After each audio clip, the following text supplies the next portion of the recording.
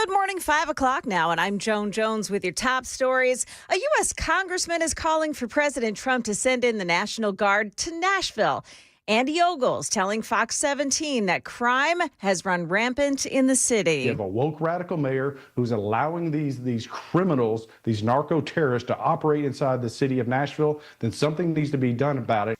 In response, Mayor O'Connell's office called Ogles' request outrageous and claims Nashville crime has been declining for years.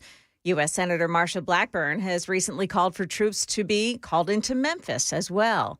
Meantime, more soldiers from Fort Campbell are being deployed to the southern border. 500 soldiers from the 101st Airborne Division will leave in October and work in different locations. Well, the Army base says that soldiers will supervise units from all U.S. military branches working at the border. That's Channel 4's Alexandria Adams. In Florida, kids will no longer have to get vaccines to attend school. Florida's Surgeon General, Dr. Joseph Ladapo. Who am I as a government or anyone else, or who am I as a man standing here now to tell you what you should put in your body? Vaccine mandates at every level will no longer be enforced. Dr. Ladapo saying that decision should be the choice of parents. Market numbers now brought to you by Beacon Capital Management, online at beaconcm.com. Here's Chuck Sievertson. A mixed finish for stocks on Wall Street thanks to a boost from Alphabet and other tech companies. The Dow lost 24 points. The Nasdaq added 218. The S&P gained 32 points. Google's parent company climbed 9% after avoiding some worst-case scenarios in a federal antitrust case. A federal judge ordered a shakeup, but didn't force a sale of its Chrome browser. Also helping to steady Wall Street was a calming bond market. Treasury yields retreated following the latest figures in the labor market. The report shows U.S. employers are advertising 7.2 million job openings at the end of July, fewer than economists forecast. For the first time since April 2021, unemployed Americans outnumber job openings. Campbell's rose 7% after the company behind the Goldfish and V8 brands reported a stronger profit for the latest quarter than expected. Oil giant ConocoPhillips is planning to lay off up to a quarter of its workforce. Chuck Sievertson, ABC News. Stock futures mixed right now. The Dow futures down 19, but NASDAQ futures gaining 56. S&P futures are up 9. That's the latest news. We've got traffic and weather next. I'm Joan Jones, WTN News.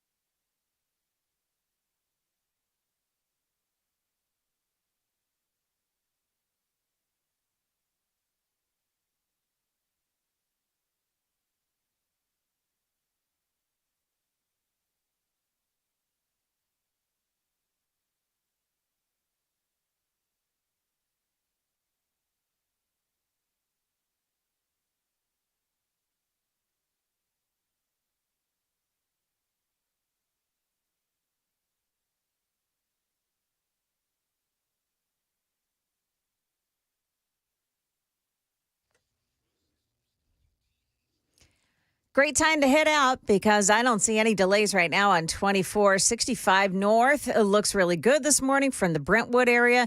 If you're traveling on the southbound side coming in from the north, it looks like it might be slowing down this morning just a bit in the Goodlettsville area. Otherwise, the roadways are looking really good this morning. Traffic every 10 minutes every morning on Super Talk 99.7 WTN.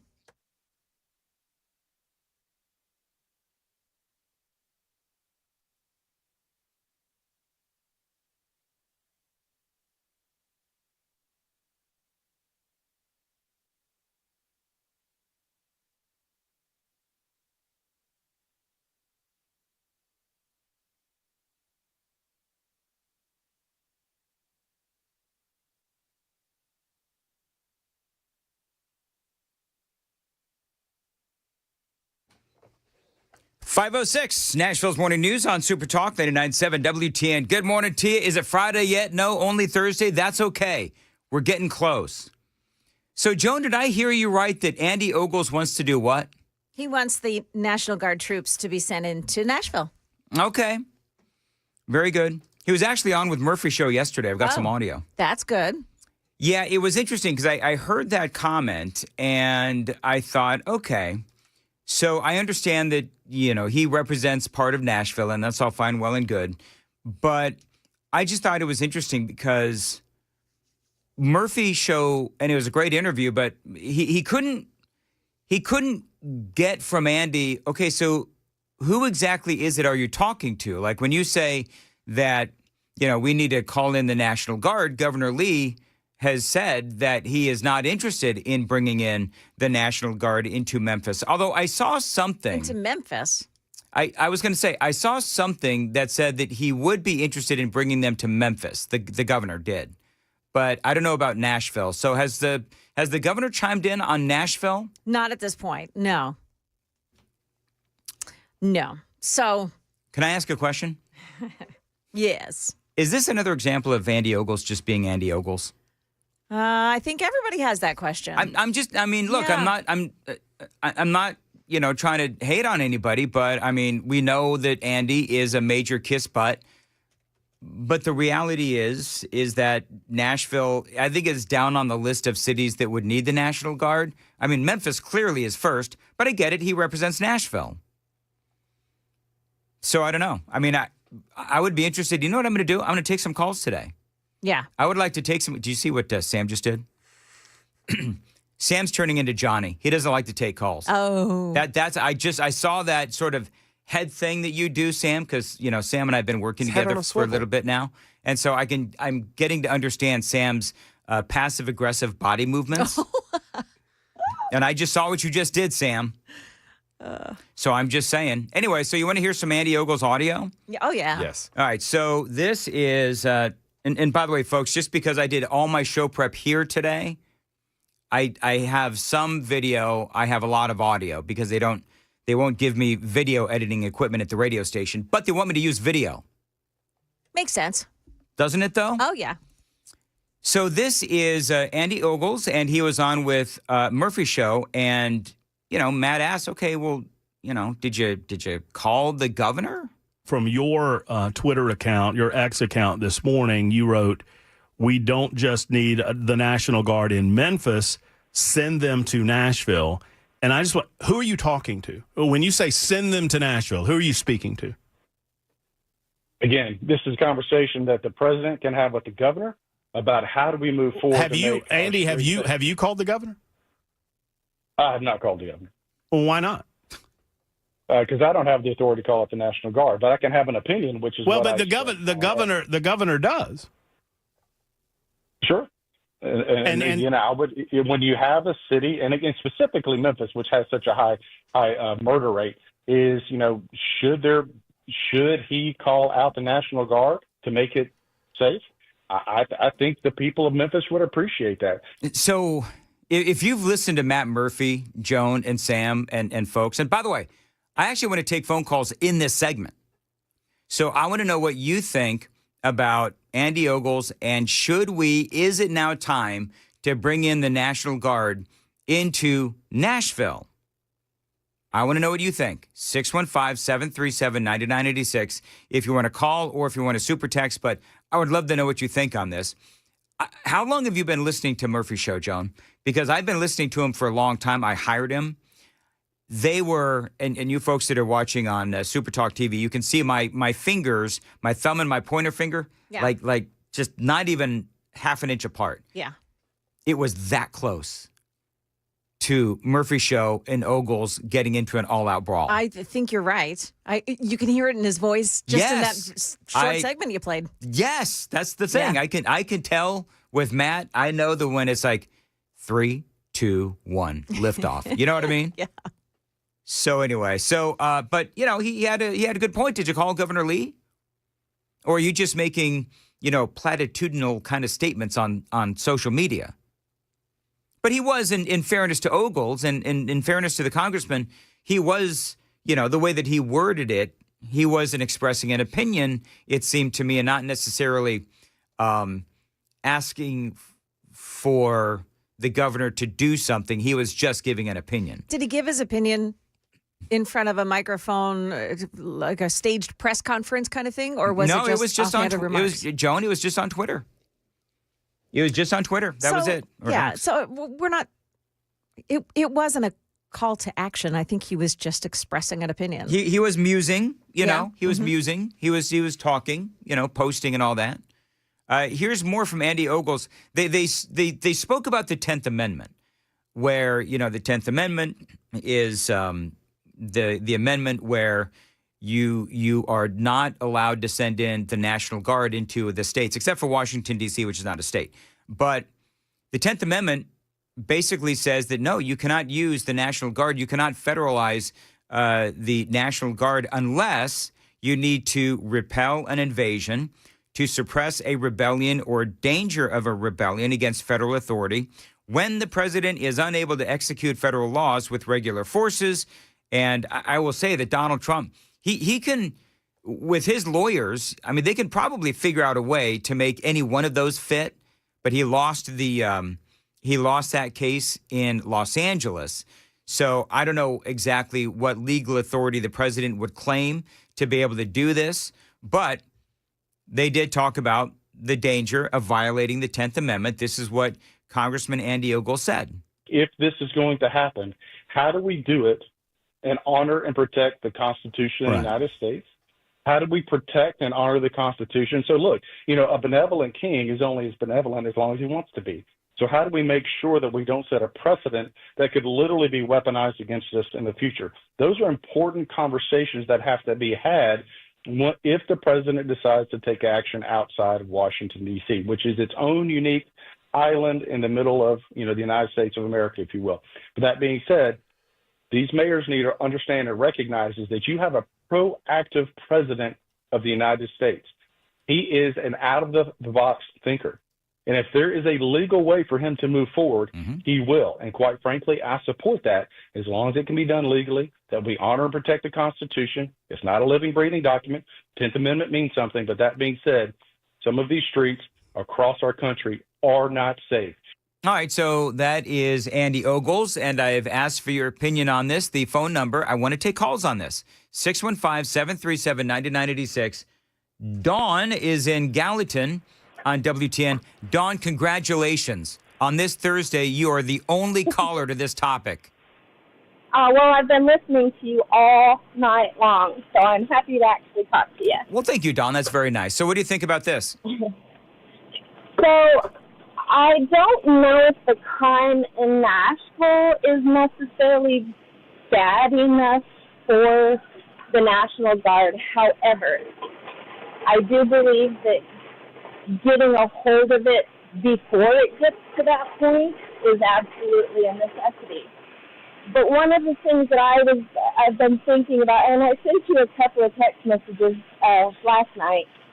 If this is going to happen. Yeah, go ahead. What do you think him bringing in the National Guard to D.C. has done for the tourism industry there? In Washington, D.C.? Yes. Oh, I bet you. Because I already have friends that are up there visiting right now, taking advantage of the fact that they are safe and can go and see our monuments and see all of our stuff and not have to worry about it. So they're already spending money. And my thoughts with Chicago, the same thing. What's it going to do for their tourism when people realize that it's now safe to be able to go and see these fantastic cities that we won't go see otherwise? Don, this is a great story, Don. I appreciate the call and I appreciate you listening. So, true story, actually.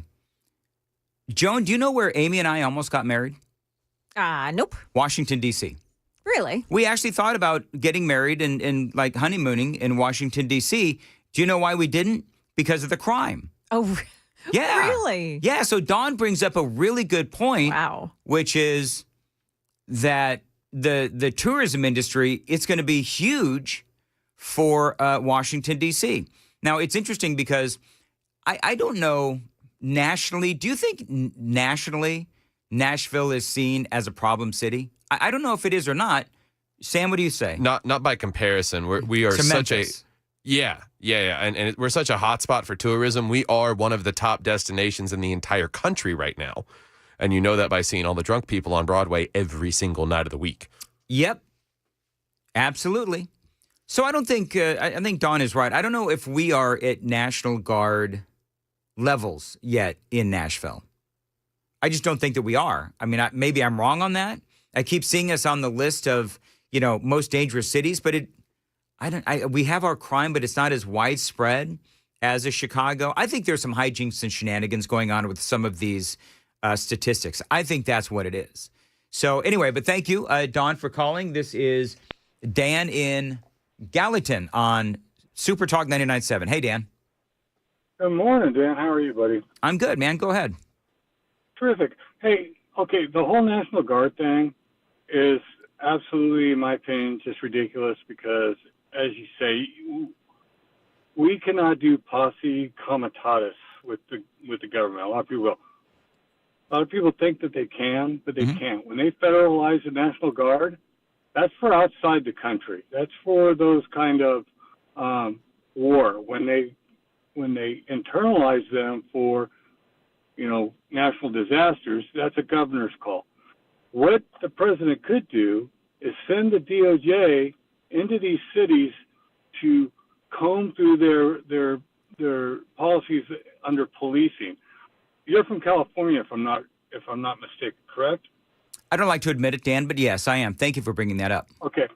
Well, I don't normally admit it either, but I retired out of California as a police officer, and I worked for an agency. I went to an agency after the DOJ came in and crawled way up their hoo-hoo, and they put them on what's called a consent decree, meaning you will follow these government guidelines, or the cities are not going to receive government funds to assist them. They're not going.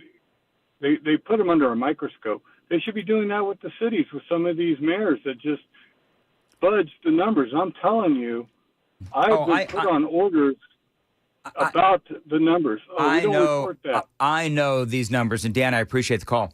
I know these numbers are jack. Like I know that when you look at Washington, Joan, we talked about it. Where in Washington D.C. they caught the local police fudging the there numbers. in D.C. and they were fudging the numbers. Yeah. They had to suspend the lieutenant in charge. Yeah. Yeah. This is John in Nashville on WTN. John, thanks for calling. Go ahead. Yes, sir. Honestly, I'm divided by it. I do support our president. But the danger of the federal government coming in, it can open the door for the federal government to take the power of the states away. And that is the danger in this. I certainly realize we need assistance, but the flip side is the danger in that area it can cause. So you don't want to set a precedent? Yes, the exception to that, I'm one that remember the 60s, and there were racial issues going up back then, like preventing blacks from attending white high schools, the law persecuting and sometimes executing our black brothers and sisters. At that point, the federal government was needed. Right. And so the real question is, are they needed right now? And I hate it that people are, foreigners are killing those in our country, but I'm split. I would say that I trust Donald Trump to do the right thing. I do too. And so I think that if he wants to send the National Guard in and you rush in, you take care of business, you do what you need to do, and then you leave. I think that is the appropriate way to go. But remember, Agreed. Part of this, Agreed, though. but at the same time, it opens the door for me Yeah. for a president to do it for the wrong reasons. Well, but remember, John, and I appreciate the call, is that each time a president wants to use the National Guard, they've got to use a legal justification. And here's the other thing that I would say is that for President Trump to send in the National Guard, that's all fine, well, and good. But we've got a lot of other problems within these states, including Tennessee, where we're just not charging the criminals. We're not sending them to jail. We're not doing what we need to do to keep these bad guys off the streets. Remember what John Rose said. When John Rose said that in Memphis, the same 600 dudes are committing all the crimes in Memphis. If you know who they are, then throw their butts in jail and, quite frankly, throw away the key. Ann is in the car on on WTN. Hi, Ann. Hey, Dan, how you doing? I don't know where I'm on, apparently. So it's been a wild 24 hours. Anyway, go ahead. Anyway, I agree with Trump putting the Guard into D.C., but my thing is, when they come out, crime's just going to come back. He's just putting a Band-Aid on the problem. See, and that's what I was talking about, where we need to fix the problem. You're right. The National Guard is just a Band-Aid. What we have is a leniency problem in America. Correct. And my other problem with him sending them to Chicago or even Memphis is if they can't be carrying a gun, what's to stop the thugs from shooting these guys? So I'm kind of here nor there on that, but I do think Trump's trying to help. Just my take on things. And it's a great take, and I appreciate the call. Thank you very much. Mike is in the borough on WTN. Hey, Mike. Hey, Dan, how you doing? I'm all right. Go ahead, sir. Great. Hey, look, I'm a 24-year military vet. I've participated in numerous humanitarian missions all around the world, Africa, former Eastern Europe, you name it. I'll be honest with you, I'm 100% for using the National Guard if you can find a legal way to make that happen. In the meantime, do whatever you can do legally to clean things up, like Memphis. Things like this with states that will actually invite you in and let you do it. Clean up the immigration issues as well. Ogles talked about the 10th Amendment and the Constitution not being a living, breathing document. It's supposed to be a living, breathing document, not supposed to be static, because the Founding Fathers did not foresee the country turn into the cesspool that I returned to 12 years ago when I came back to the United States. And so the liberals have turned it into this. That's why we're at where we are right now. Mm-hmm. And so I'm glad that Trump is doing something. Someone is finally standing up for the Americans and actually trying to make this country what it's supposed to be. All right, Mike, thank you very much for the call. I appreciate it. We'll leave the Constitution is a living, breathing document argument for another day. But I like what you say and appreciate your service as well.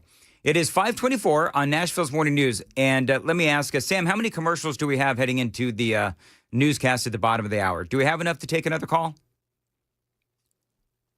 Sometimes we're light in the 5 o'clock hour. That's all I'm saying. Go one more. One more. Rusty, congratulations. You're the one more. Go ahead. Hi. I live in South Nashville, just north of Old Hickory. And this is a sanctuary city. And there are people here driving without any insurance or license. And I myself, about 4 months ago, called in a prostitution ring that was going on. I know there are drug houses around me. Mm-hmm. There are gun shootings often. And I do call them in, and the police are amazing and wonderful. And I'm so happy when I see them. Just night before last, there were gang. I don't know what was going on. Police all on one corner and police all on the other corner and lots of cars. I don't know what's happening, but I'm so glad they're here. The thing is, if they run them out of, if they know they're going to Memphis, where are they going to go? The bad guys, they're going to come here. And that's why this needs to be a multi-dimensional attack on this problem, Rusty, is because once those National Guard leave, then all those bad guys are just going to come right back out. We need solutions to the problems of crime, and I get it. I mean, bringing in the National Guard literally is only going to be a Band-Aid unless you fix the soft on crime policies. I apologize, guys. I've got to take Jimmy because Jimmy is in one of my favorite places in the world, the Outer Banks of North Carolina. So, Jimmy, you got 30 seconds.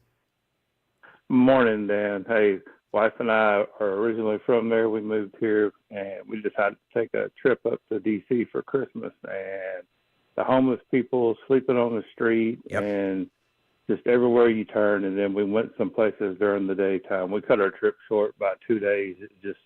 It wasn't a safe place. So no, that's what I want to ring in. But yeah, I don't want the powers to go over what they already are for the Constitution. Yeah, real quick, Jimmy. What part of the Outer Banks are you in? I work in Kill Devil Hills, and I live just back on this side of the Sound in Grandy, North Carolina. Okay, very good. Kill Devil Hills. So go get some duck donuts for me because they have amazing donuts. And with that, I'm really late. Thanks for playing along. 526 on WTN.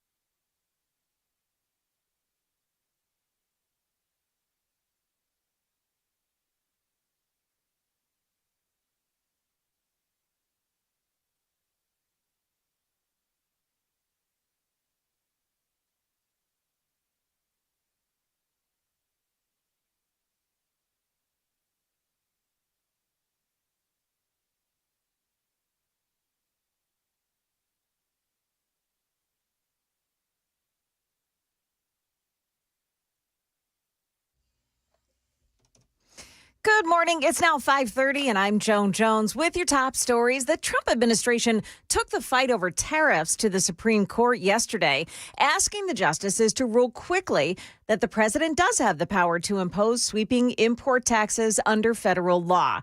It comes after an appeals court ruled that most of the Trump tariffs are an illegal use of emergency powers. The president's request of the court is expected to get on the docket today. Got them. All 4 of the suspects involved in that pedestrian bridge attack in Nashville over the weekend have now been arrested. The mother of one of the attackers turned her 17-year-old son into police. He's been charged with aggravated assault and unlawful gun possession. The others have turned themselves into police.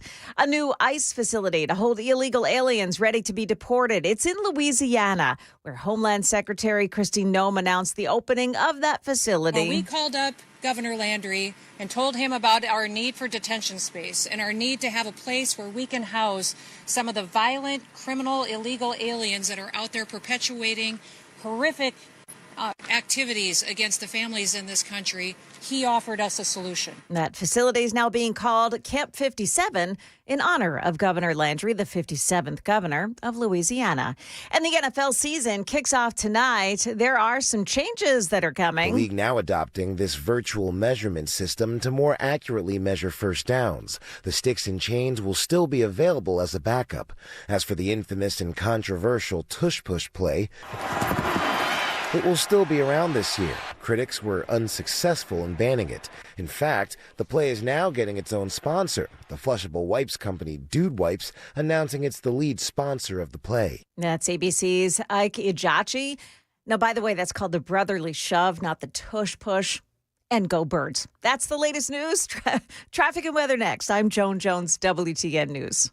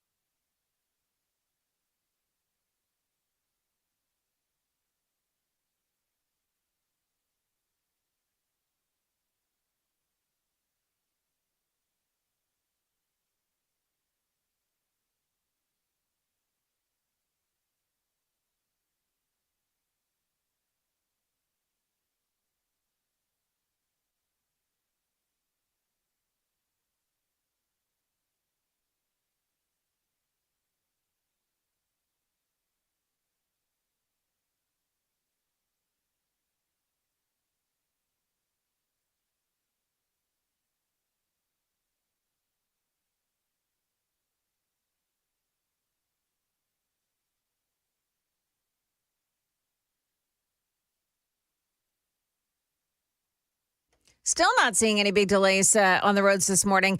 Just a minor delay, maybe a little volume on 24 westbound around the Laverne area. And if you're traveling in Goodlettsville, down 65 this morning, that looks a little bit slow around the Goodlettsville area. Otherwise, the roads are looking good. Traffic every 10 minutes every morning on Super Talk 99.7 WTN.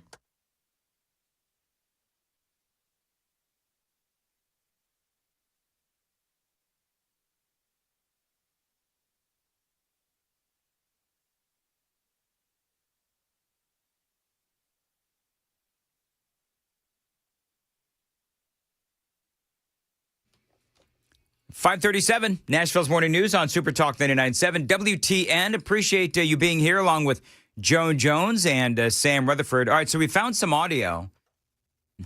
I guess Channel 2 got a hold of the governor, and he has indeed softened his stance on whether or not he'll send the National Guard into Memphis. So this is part of that report. Governor Lee is softening his stance against bringing National Guardsmen to the volunteer state. Just last week, Governor Lee said deploying the National Guard to Memphis or any Tennessee city isn't necessary. Well, there are no circumstances that currently exist that we believe warrant that. So we're not talking about that right now. It's not a consideration for us right now. But now the governor says nothing is off the table. What hasn't changed is my commitment to addressing crime in Memphis, and we have poured a significant funding for violent crime intervention grant funds. We've increased the number of highway patrol and will continue to increase the numbers into that community. And he goes on to say he's spoken with the federal government and the U.S. Marshal Service to look at strategic ways to help cut down on crime. Can I ask a question? And I'm just spitballing on this. I haven't done any research, so don't yell at me. But the governor just said that they have invested significant amounts of money into Memphis, right? That's what he said. Yeah. So why is Memphis still a crap hole then?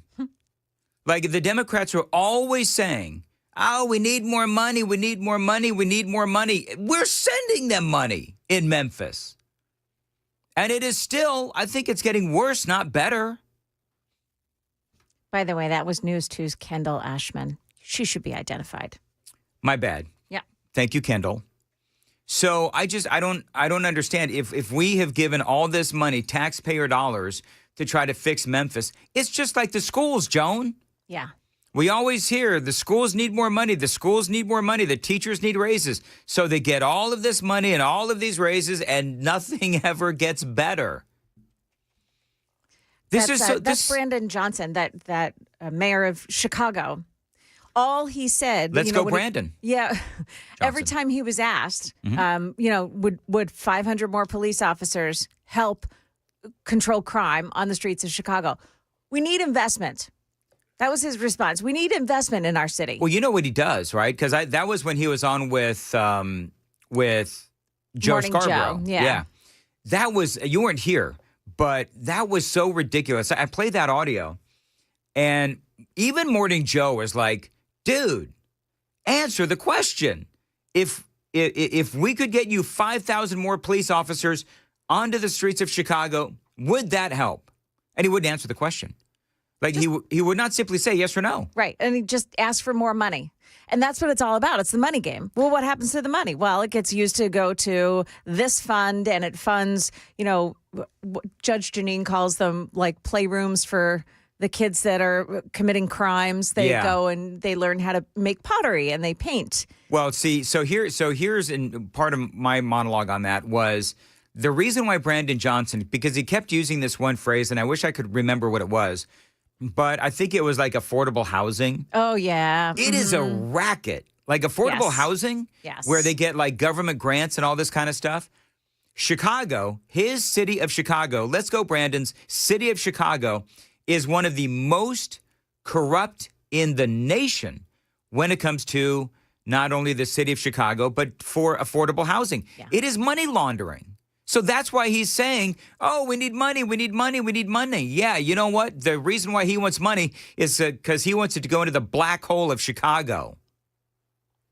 Mamdani's talking about doing the same thing if he's if put in the office. He wants actually the government to buy up these apartment complexes and have community-owned living, which is government-owned living. 100%. Well, Mamdani is a nut. Like Mamdani is a nut. And did you hear what Trump is going to do? You know what Trump is trying to do? So I gotta do this from memory. You've got Andrew Cuomo. You've got what's the guy with the Eric Adams. Sliwa. Yeah, Curtis Eric Sliwa. Adams, Sliwa, and Cuomo. So Trump is apparently what he's going to do is he is going to offer jobs to Curtis Sliwa and Eric Adams in the administration. That leaves only Cuomo in the race. Because if you look at the polling, Mamdani's on top, but then you've got Cuomo, I think it's Sliwa, and then Adams. You take Sliwa and Adams out, then all of that support goes behind Andrew Cuomo. And so, theoretically anyway, if those people that are now supporting Sliwa, I think he's the only Republican, and then you've got Adams, who is like running as an independent. Clearly he's a Democrat, but he's running as an independent, and Cuomo is running as an independent as well. But theoretically, all of that anti-Mamdani support would go to Cuomo, and he would ultimately end up winning. See, that shocks me with what he did with COVID, that he would have a higher polling.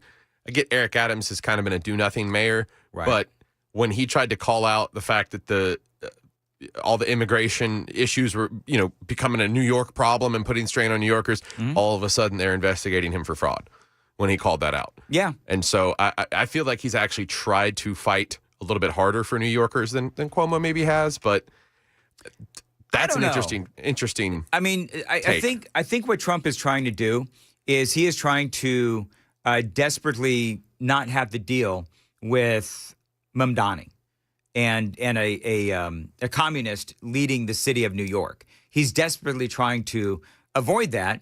And I totally understand what the president is trying to do. He is trying to save New York. There's a lot of people that are like, you know what? Let New York burn. Let Chicago burn. If this is what New York votes for, then, let them have it. And I do understand, totally get that mentality.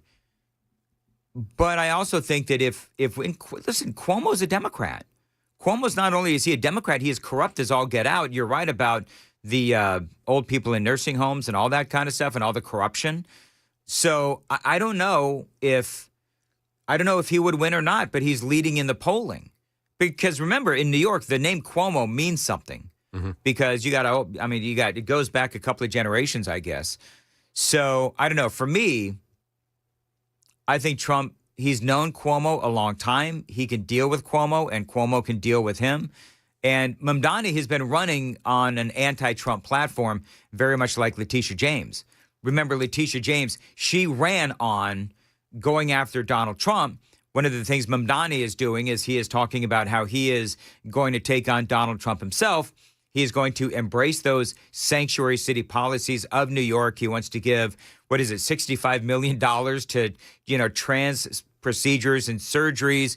He wants the government-owned stores. Remember that whole thing? The government-owned grocery stores, free buses, just a communistic utopia is what Mamdani wants to bring. And I think that it will I think that it'll be a nightmare. So I guess the question is, how big of a fight does Donald Trump want to make for New York? Because I always thought that he didn't like New York anymore. Because, I'm not going to say they ran him out of town, but he is very unpopular in the city of New York, even though he really built that town. He really helped to build New York and a whole bunch of those skyscrapers. He employed a whole lot of people. So I don't really understand why everybody hates Donald Trump, unless it's just that he is a Republican. I think that's exactly it. One of the most heralding pieces of footage that people if you want to talk bad about the president when he's done, fine. But as a person, the post 9/11 response that Donald Trump had a few thousand feet from the site, and how he's got his construction crews out there clearing debris and his people bringing water and food down the street.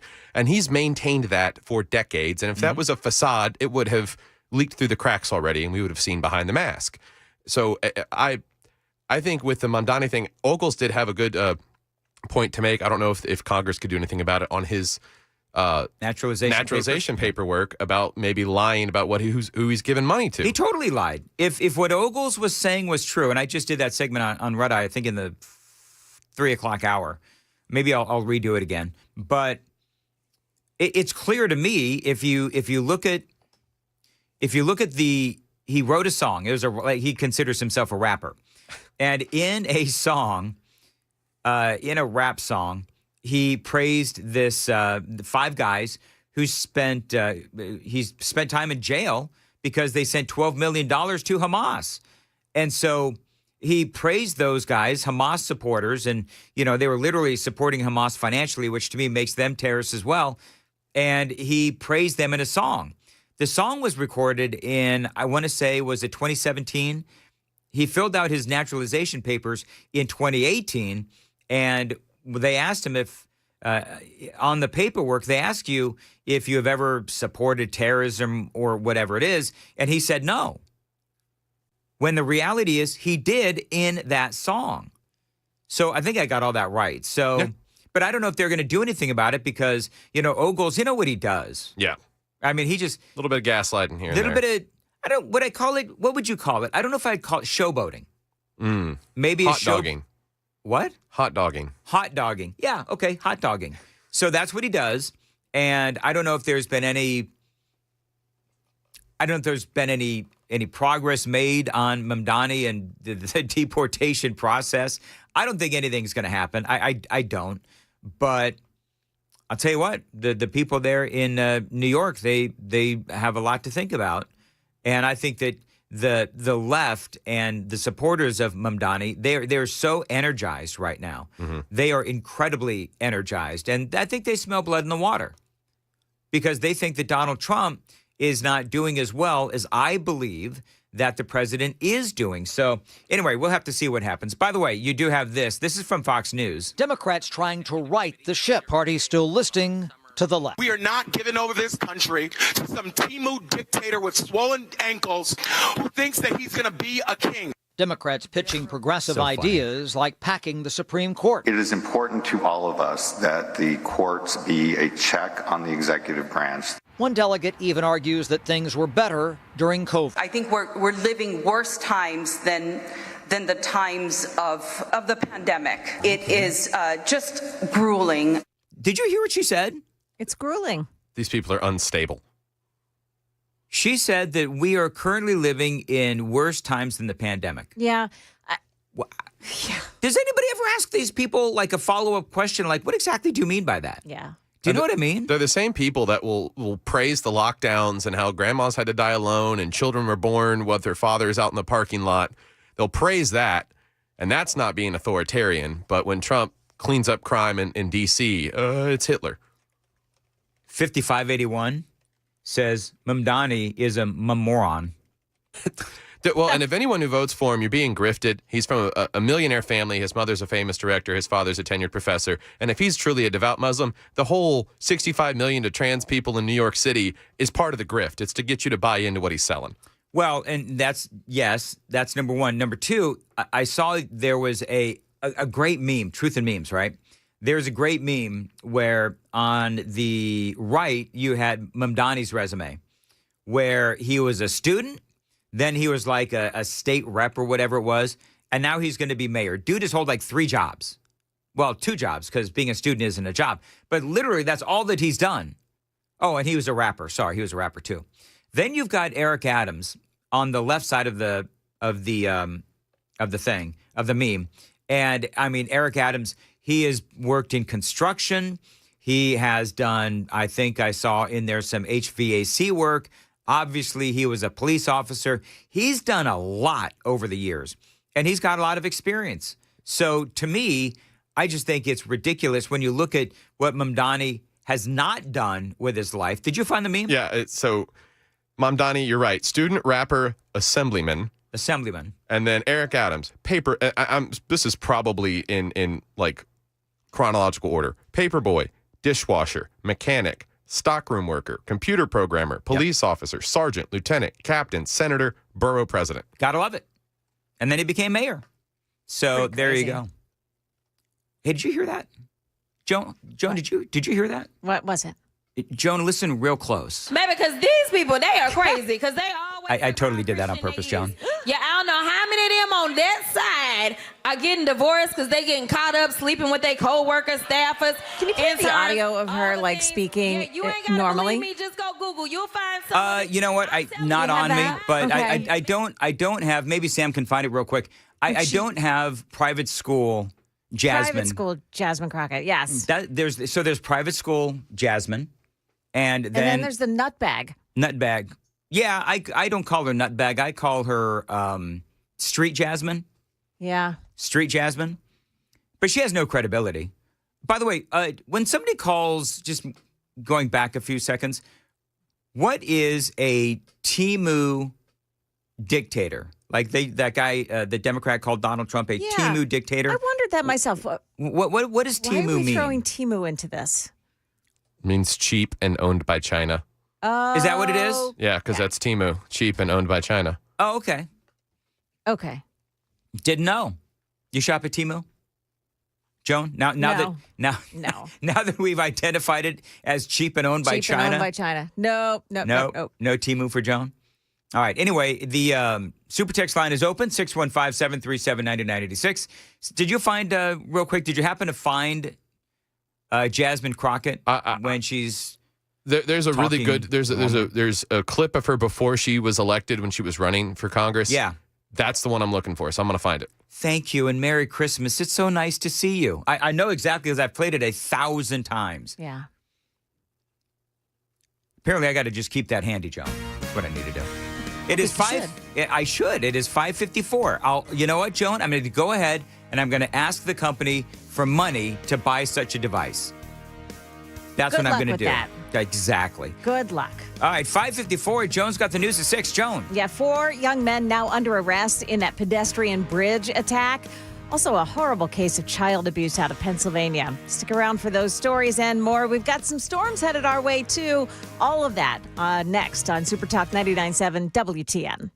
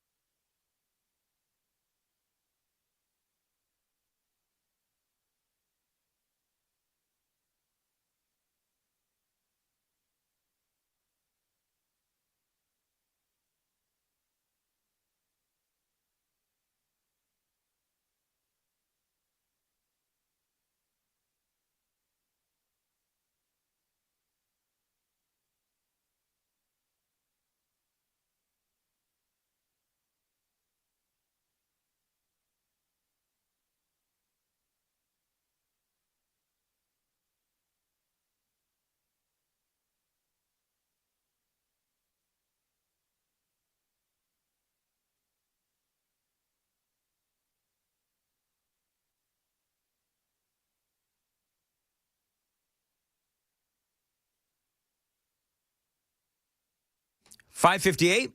Nashville's Morning News on Super Talk 99.7 WTN. Did you see this? I know Joan's got an opinion on this.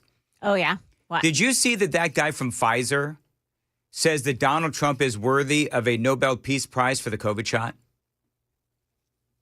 So What guy from Pfizer? I think it's one of the CEOs. I didn't really pay much attention to the story. Yeah. That Donald Trump deserves a Nobel Peace Prize for the COVID shot. You know why they're kissing his butt, right? Oh, yeah, I do. Yeah, because RFK is on it, man. And so I think that they are worried that Donald Trump and RFK, they're going to look at, and who was it? Did you find it, Sam? Yeah, it's the CEO and Cassidy. Somebody. Cassidy? Yeah. Okay. CEO Robert Borla is the Pfizer CEO, and he was with Bill Cassidy saying that. So I think that they're worried that Trump, because remember, Trump is calling them out. Oh, yeah. Because he wants to know what the real results of the COVID vaccine are. He's been calling them out for like a week on Truth Social. It's like, hey, man, if Pfizer and Moderna and all these places, if their vaccines are so great and they're sending me all of these great results, why don't they ever release them publicly? Mm-hmm. He said, I want to see those results and I want to see them now. Suddenly, the CEO of Pfizer says, oh, he deserves a Nobel Peace Prize. Talk about a diversionary tactic. It is 6 o'clock on Super Talk 99.7 WTN.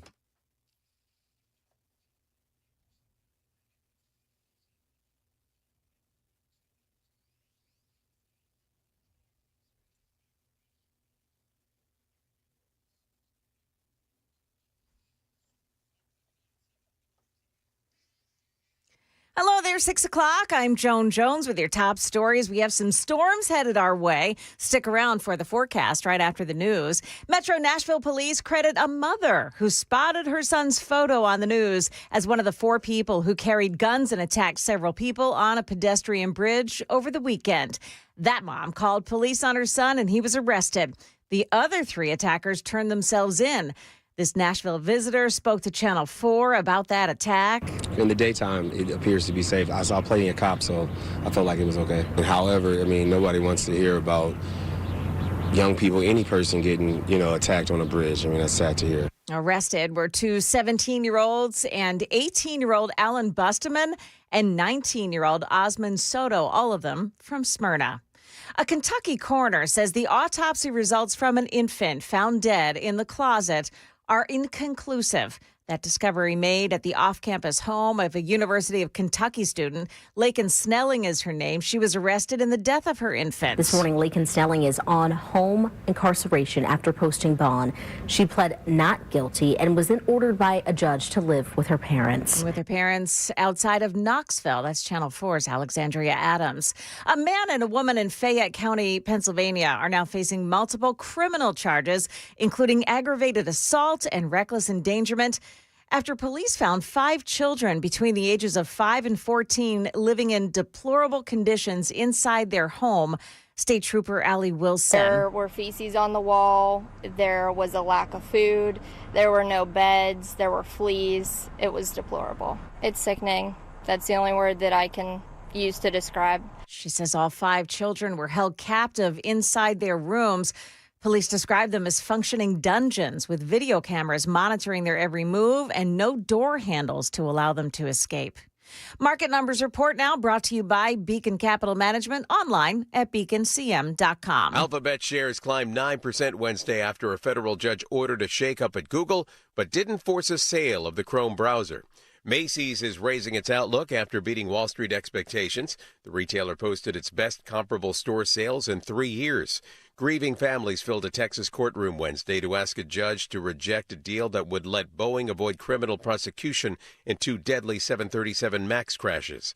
Spirit Airlines says it's cutting service in 11 cities starting October 2nd.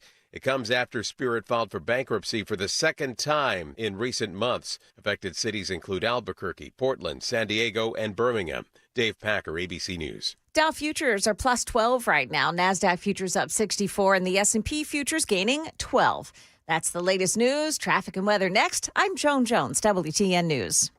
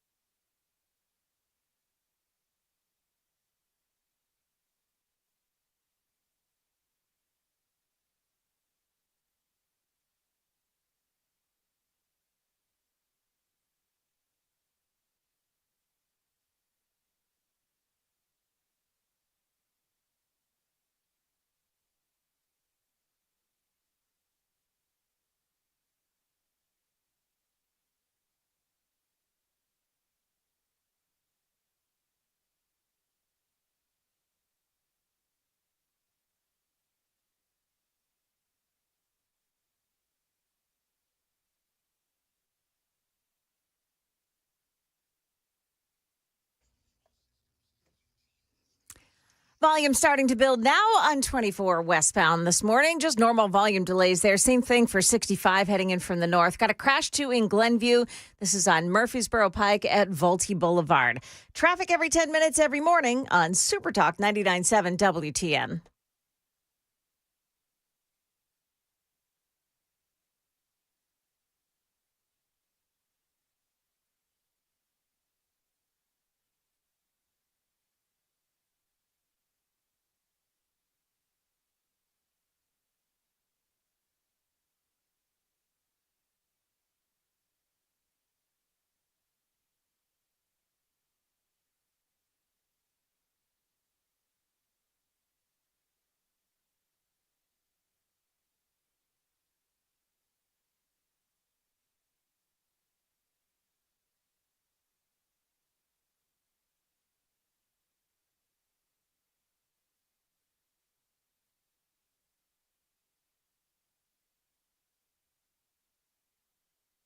.606 on Nashville's Morning News on Super Talk 99.7 WTN. And welcome on into the program. It is Thursday, September 4th of 2025, and appreciate you listening. So there is a lot going on in the world of politics. There's a lot going on here at home.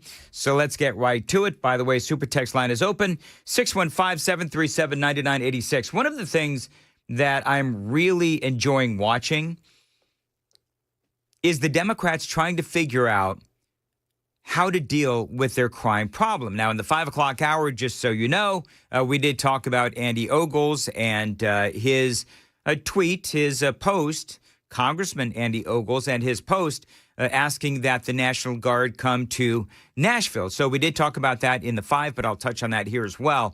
But the Democrats are in a bit of a pickle because they don't really know how to react to the president who clearly he is identifying them as weak on crime. And so I love how all of this is going. It's really fun to watch. And I'm going to play a piece of audio now. It's David Axelrod. Now, if you don't know, and most people know that David Axelrod, it's probably a name that you've heard. He is a big-time strategist. He worked with Obama, for example, and he is recognizing the problem that the Democrats have. Listen to this. I would be careful about playing 28 politics on this issue because the right answer is we'll take all the help we can get. Yes, we'll take all the help we can get. Finally, a lucid comment from a Democrat on this issue. David Axelrod. As long as it's appropriate help, as long as it's stuff that will really help. I mean, these National Guardsmen aren't even trained to do that work. They're not authorized to do that work. So, send us the resources that we need.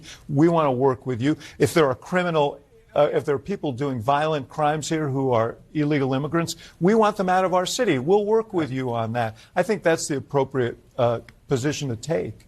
See, that's the problem that these Democrats have. The problem that the Democrats have is that all they know is anti-Donald Trump. That's all they know how to do right now. And so part of the conversation heading into the midterm elections is how bad is this going to be for the Democrats? Because the problem that they have is that Donald Trump is actually making sense. You just heard David Axelrod say, if you have a president of the United States who is offering to save lives in your city, why in the world would you not do it? Because that's part of in my opinion, that's part of the appeal of President Trump, is that he is willing to help. He is actually, in his own way, he is extending an olive branch to the mayor of Chicago and the governor of Illinois. So that's going to be one of the big topics of conversation is, okay, so if you are a Democrat and you want to save black lives and Black Lives Matter, well, then why are you standing by while all of these black people are getting murdered? Whether we're talking about in Memphis or whether we're talking about Illinois, you could talk about Detroit, whatever. But the bottom line is, and it is a relevant part of the conversation, they're already asking, okay, so in, say, for example, Washington, D.C., what is going to happen once the National Guard leaves. And, I've been saying since day one, okay, so this is a multifaceted problem. Crime. I mean, you've got issues with culture. You've got issues with family, no fathers in the household. You've got issues with, of course, the community who stands by while these, young kids grow up to be young thugs and criminals and so forth. And you've got problems within the community where they're not willing to step in. And so part of the problem that they have is that, and I don't know what hey, Sam, real quick, can you Google how many police officers is Memphis missing, right? Because there's always a lack of police officers in these particular cities. I know Nashville is perpetually like 100 short. I mean, it's just like they're always 100 short. And I know that Memphis is short on cops as well. But if you've got the federal government that's coming around and saying, hey, we are willing to help, then why wouldn't they? It's bad. Well, let's be honest. Would you want to be a cop in Memphis? No, which is why there is about a 600 to 700 person gap between what they need and what they have. 600 to 700 person gap. As far as April of 2025, the Memphis PD Association reported 1,899 officers, far below the city's goal of 2,500. Okay. So Donald Trump is now out there saying, and this is part of the news cycle today, Donald Trump said yesterday that, we may go into Chicago or we may go into New Orleans. The president is really trying to decide where it is that he wants to go next.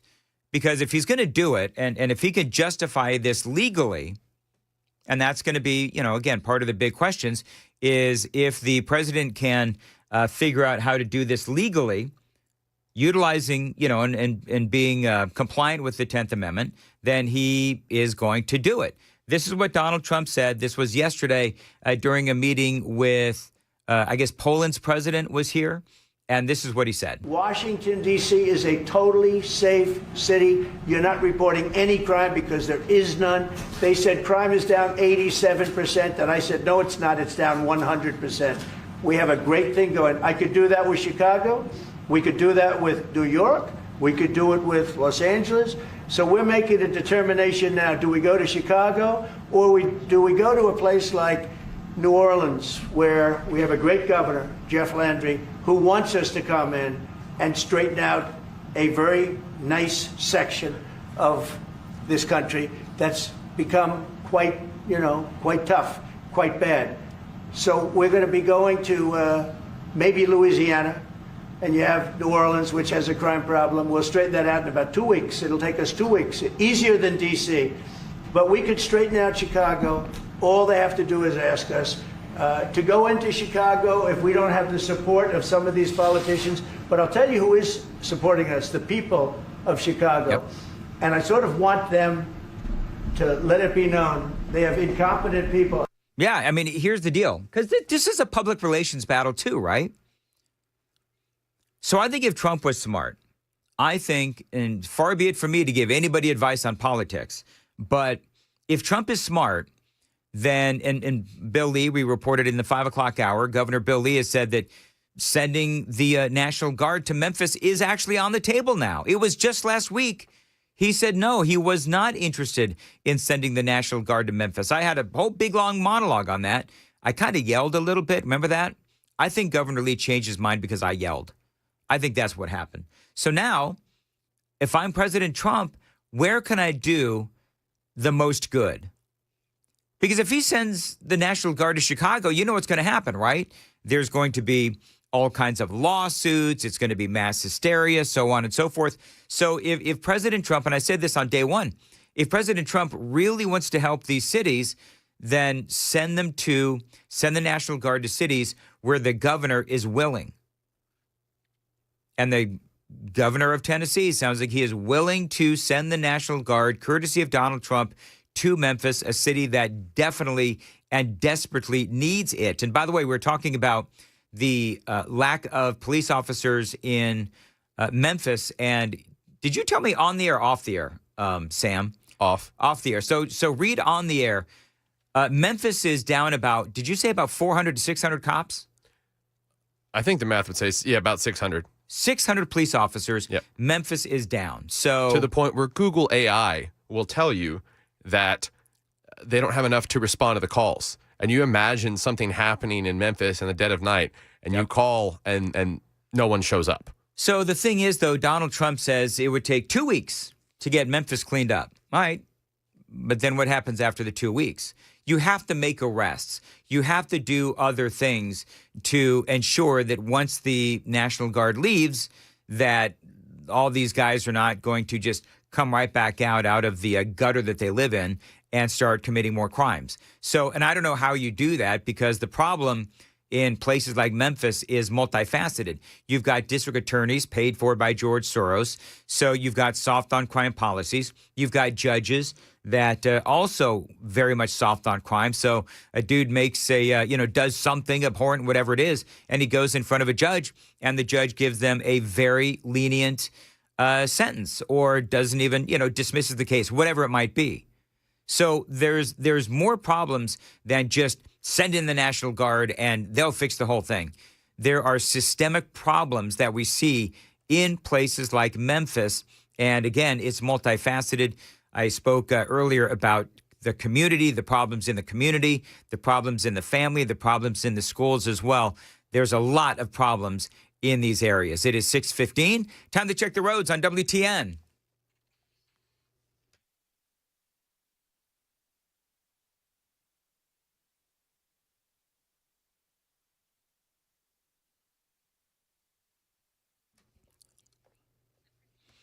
Thank you very much. 6:17, Nashville's Morning News on Super Talk 99.7. Threat of a few strong to severe storms today, which could produce gusty, damaging wind. The greatest chance of that will be during the afternoon. East of I-65, high of 83, going to feel like 87. Appreciate you listening to Nashville's Morning News on Super Talk 99.7 WTN. So I think, why do we bother with Chicago? But here's the thing. And I know that I covered this in the 5, but big crush of listeners come in the 6 o'clock hour. So let me play an audio bite from Andy Ogles, congressman, where he has now posted on social media that he believes that the National Guard should come into not Memphis, but Nashville. That's what Andy Ogles says. He is inviting the National Guard to come into Nashville, obviously courtesy of Governor Lee and Donald Trump. One of the things that he said, he is accusing Nashville Mayor Freddie O'Connell of turning Nashville into an outpost for international gangs. Now, this is part of what Andy Ogles said to Matt Murphy yesterday afternoon on WTN. You have a right to walk down the street and not get mugged. You have a right to go to the store and not get raped. And that's what's occurring all over this country, because you have these woke, radical mayors who've turned their citizens and their communities into victims. And enough is enough.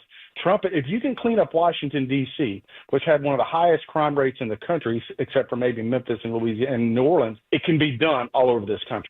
Well, again, agree on that. The 10th Amendment does come into play. We talked about this in the 5 o'clock hour, but can the president federalize the National Guard? He can, but he's got to hit some benchmarks. You can do that if you need to repel an invasion. We could make the argument that we have been invaded by illegal aliens. I mean, I don't think that would play in a court of law, but I mean, it makes sense to me. You know what Trump is actually saying? They're saying in Chicago that he is going to send in ICE. And then if there's the very predictable reaction to a massive ICE push in Chicago, then that will cause a rebellion. Then that is the excuse to send in the National Guard. That's what some people are saying. We'll have to wait and see what happens. The other way the president can send in the National Guard to suppress that rebellion or danger of a rebellion against federal authority. I could make the case, and certainly Donald Trump's lawyers could make the case as well, that is what's going on right now in Chicago. The danger of a rebellion against federal authority if he sends in ICE. when the president is unable to execute federal laws with regular forces. And the fourth way, Donald Trump can also use the Insurrection Act to suppress insurrections, rebellions, or domestic violence that obstructs federal law or deprives citizens of their constitutional rights. So there's a number of different ways that the president can sort of make this fit. But Ogles, he was again on with Matt Murphy. Here's more of what he had to say. If this is going to happen, how do we do it and honor and protect the Constitution of the United States? How do we protect and honor the Constitution? So look, a benevolent king is only as benevolent as long as he wants to be. So how do we make sure that we don't set a precedent that could literally be weaponized against us in the future? Those are important conversations that have to be had if the president decides to take action outside of Washington, D.C., which is its own unique island in the middle of, the United States of America, if you will. But that being said, these mayors need to understand and recognize is that you have a proactive president of the United States. He is an out-of-the-box thinker. And if there is a legal way for him to move forward, he will. And quite frankly, I support that as long as it can be done legally, that we honor and protect the Constitution. It's not a living, breathing document. 10th Amendment means something. But that being said, some of these streets across our country are not safe.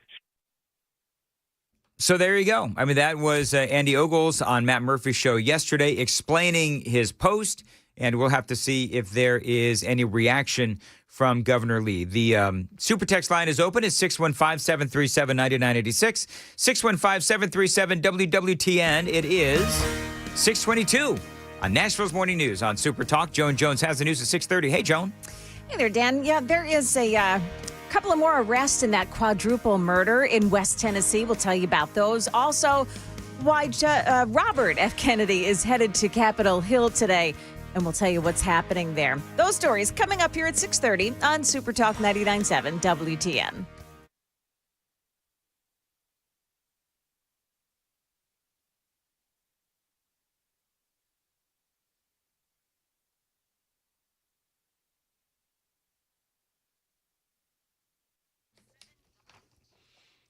Dan Mandis here. Listen, the Charlie Daniels Journey Home Project need your help because, they help the veterans. Now, this is an incredible charity. They do help and support our veterans as they transition back to civilian life after time at war. Now, you know the story. Charlie Daniels himself started this organization years ago, and it does continue to do amazing work as the need for veteran support grows. I want you to mark down this date. It is coming up. Actually, a week from today, as a matter of fact. Next Thursday, September 11th, Matt Murphy and I will be both attending their annual Patriot Awards dinner. It's an incredible event full of camaraderie and appreciation for everything that our military heroes have done for our country and what we can do to give back. Now, tickets are available for this event. Again, it's going to be at the City Winery. It's a fantastic event. Trace Atkins is going to be performing there as well. So if you want to get up close and personal with Matt Murphy, just show up to this event. Get some tickets, and, you'll have Matt Murphy hostage, and you can just talk to him all night long. I'm going to be there as well, and in all seriousness, we love talking to you folks. So if you want to come on out, do so. You can find tickets and more information, journeyhomeproject.org. That is journeyhomeproject.org. And don't forget the Charlie Daniels Journey Home Project. They help veterans as they return home from war, as they transition back to civilian life. Don't forget that is a week from today, September 11th. Get tickets, journeyhomeproject.org.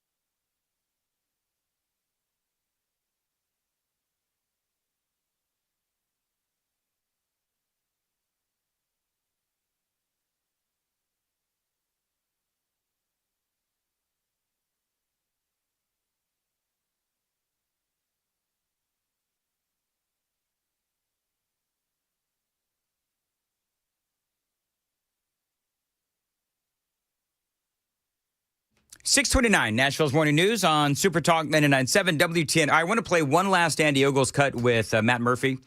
I've already played a couple. This is one of my favorites. I did play this in the 5 o'clock hour as well. But this is when Matt Murphy, with Ogles, the congressman, saying that he wanted to, see the National Guard come to Nashville. And Murphy Show asked Ogles, well, did you call the governor? From your Twitter account, your X account this morning, you wrote, we don't just need the National Guard in Memphis, send them to Nashville. And I just want, who are you talking to? When you say send them to Nashville, who are you speaking to? Again, this is a conversation that the president can have with the governor about how do we move forward. Have you called the governor? I have not called the governor. Well, why not? Because I don't have the authority to call it the National Guard, but I can have an opinion, which is the governor does. Sure, and I would, when you have a city, and again specifically Memphis, which has such a high murder rate, is should he call out the National Guard to make it safe? I think the people of Memphis would appreciate that.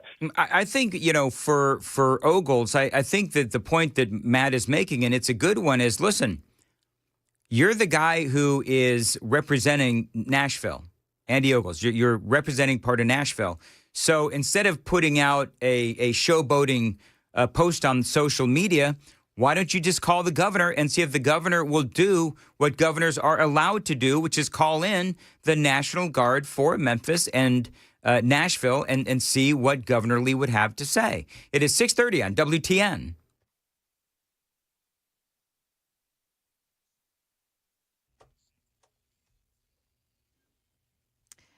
Good morning. I'm Joan Jones with your top stories. There were 2 more arrests in that quadruple murder in West Tennessee last month. A man and a woman from Jackson, Tennessee have now been arrested on charges of helping the suspect, Austin Drummond, to find cover during that week that he was on the run. Drummond is accused of killing 4 of his girlfriend's family members and kidnapping their infant daughter. Happening today, Health and Human Services Secretary Robert F. Kennedy Jr. will answer questions before the Senate Finance Committee. His appearance comes after he pushed out CDC Director Susan Menares last week after she battled with him over vaccine policies, prompting 4 senior leaders to quit. Kennedy has also dismissed all 17 members of the CDC's vaccine advisory panel and the FDA's top vaccine regulator.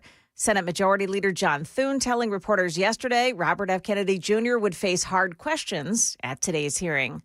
This year's Burning Man Arts and Music Festival is over, but it's left police in Nevada with a lot of work to do.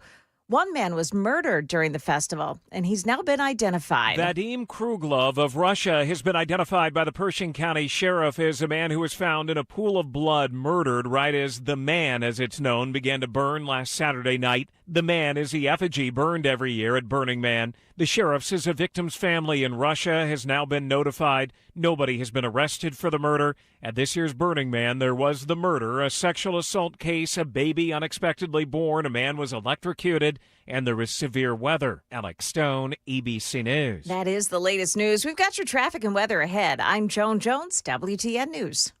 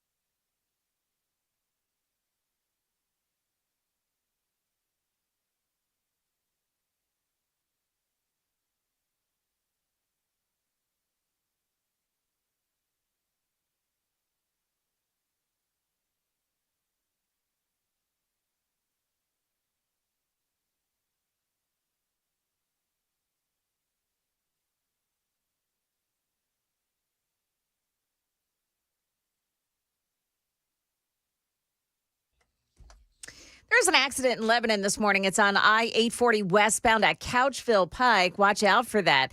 Also, 24 westbound right in Murfreesboro at Old Fort Parkway. The right shoulder blocked off, and there are some wreckers on the scene there of a crash.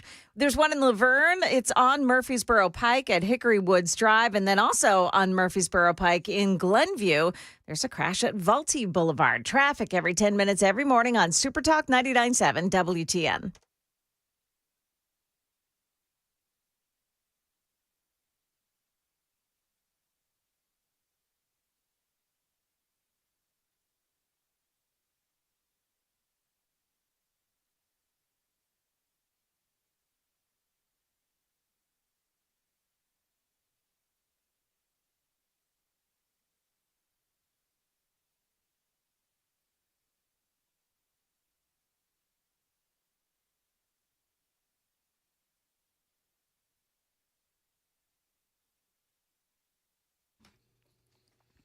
.637 Nashville's Morning News on Super Talk 99.7 WTN. Good morning to you, friends. Hope you are doing well. Hey, Joan, did you hear who the Epstein survivors name-checked yesterday? 2 people. What's that? 2 people. So I only heard one, and that was Bill Clinton. This is what she said. The abuse began. He told me to keep it secret. He was too powerful. I was just one of the many young women trapped in his orbit. I was even taken on a trip to Africa with former President Bill Clinton and other notable figures. In those moments, I realized how powerless I was. If I spoke out, who would believe me? Who would... So do you think that is because she didn't accuse Bill Clinton of anything? Right. So she was very careful in the way that she worded that. She also, I think it was her, maybe it wasn't her, but there was one of the women talking about how Epstein would talk about how powerful he was and the people that he knew. And she said one of the favorite people that he would bring up was Donald Trump. Yeah, but that's being braggadocious on his part. Right. On Jeffrey Epstein's part. Right. But so neither of them were tied to any actions, by these women. No, that's what I mean. Yeah. So I don't know why. But see, here's my thing. Because I'm listening to that, and I'm thinking that in her mind, she's thinking, how can I scare the crap out of Bill Clinton? Ooh, I hadn't thought of that. Yeah, because they're angry. Yeah. Oh, There's yeah. absolutely no reason, knowing how sensitive this situation is, there is no reason for her to mention Bill Clinton by name unless she was going to implicate him later. Yeah. You know what I mean? Mm-hmm. Because she knows darn right well, if Bill Clinton didn't do anything, and I don't know, but if Bill Clinton did not do anything to her, and he was just like a grandfatherly kind of figure, well, then why would she name check him there? Because she knows what that would do to Bill. But she must also know the history of the Clintons. I think that she should be very careful. Yeah, you know what? After that careful. statement, she should have said, by the way, I'm feeling great and I'm not suicidal. Right. Yes. That's what she should have done. I hope she's got security. Did you watch any of that yesterday? Yeah. I did watch some, and they came out, the victims, the survivors came out, and they talked about not only having to cope with what happened to them, but also that the government would actually tell them nothing about the case. This is a woman named Courtney Wild. This is an Epstein survivor who had the added insult of basically being shut out of the entire conversation by our own government. Listen to this. Listen to how she describes this.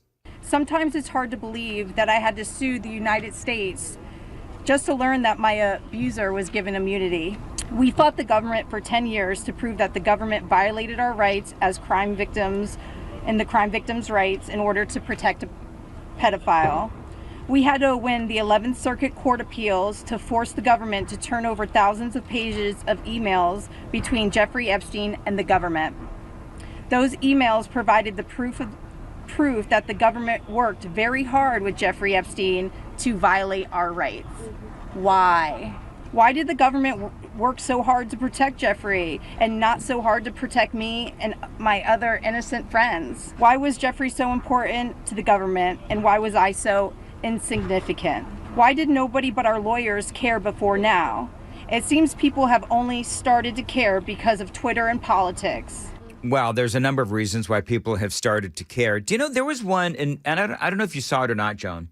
There was one woman, and I didn't pull the audio, and I'm frustrated at myself because it just popped into my head.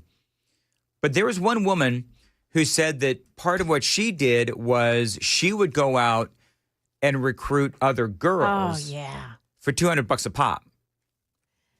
And I saw that, and I'm thinking, I don't know how old she was at the time, but I think that she was probably old enough to know better. Like, I don't want to victim shame, but I didn't understand that either. And the part that I didn't understand was that she said Epstein would call her daily and demand that she come back and bring friends. And so she would go and recruit. But nobody was holding a gun. I don't want to victim shame either, but nobody was holding a gun to her head. Nobody held a gun to her head. And I get that you're young, you're overwhelmed. Yeah. But at the same time, they were old enough to know better. And again, I'm not victim shaming, but I am saying that there's just some things there that just, gave me a little bit of a pause. And listen, anybody who is involved in this, they have got to they've got to face justice. They really do. Even if it's the Clintons. Yes. Absolutely. But that was one where it just gave me a second to pause, because I'm all for these women being heard. I am. I'm all for them getting heard. But when I was doing a fill-in show yesterday afternoon, somebody brought that up. Mm-hmm. And I mean, then I looked at the video and I'm like, yeah. Like, why would you go, if you are so horrified and scared and all of these other things, and I'm just being honest, then my first thought was, well, the last thing I'm going to do if I'm in a burning building is try to get other people to come into the building with me. Right. Do you know what I mean? Yes. So I don't know. Well, I hope there was I'm an not incentive. There was an incentive. She would get $200 every time she brought somebody new. Right. And again, I'm feeling very like self-conscious. Like I don't want it to seem like I'm victim shaming or blaming or anything else.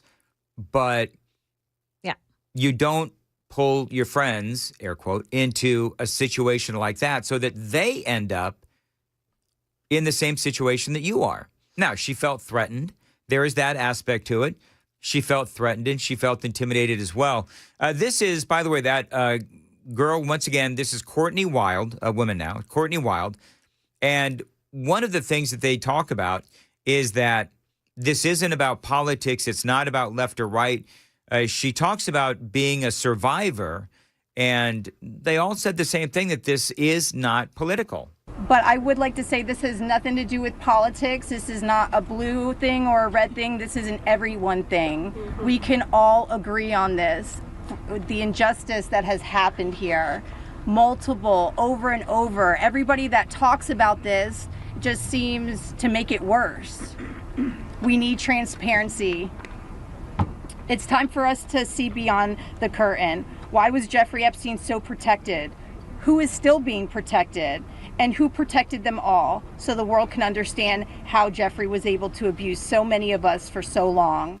Yeah, I mean, again, they have a right to be heard. And I think that, I mean, Epstein obviously is dead, but I think that there's a lot of folks who, if they did these horrible things to these girls, and I think that they did, then these girls need to have some justice, and they do need to be heard. There's one thing that I thought about through that whole press conference yesterday. Mm-hmm. When my daughter was their age, there was no way I didn't know exactly where she was every moment of the day. I knew where she was. I knew what she was doing. Where were these parents? What were these parents thinking? They just let these girls go. Well, I think kids lie. And kids, they may say, hey, Mom, I'm going over to my friend's house, and they're going over to Epstein's house. And the parents don't know. You know, this is before the time of being able to track your kids on your phone. This is before that time. So I think that there's a lot of layers to this. Yeah. And I think the bottom line here on all of this, and by the way, coming up, I'm going to play Donald Trump's response. We're going to talk about that as well. So there is a lot more to this conversation, and it is straight ahead, 6:45. Time to check the roads on WTN.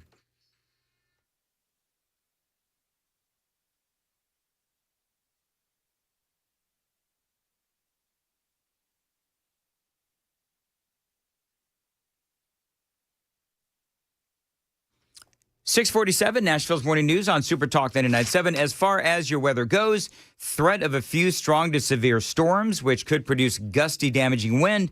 The greatest chance of that will be during the afternoon, east of I-65, high of 83 today, feeling like 87. All right, Joan, so apparently we are wrong. I'm reading that.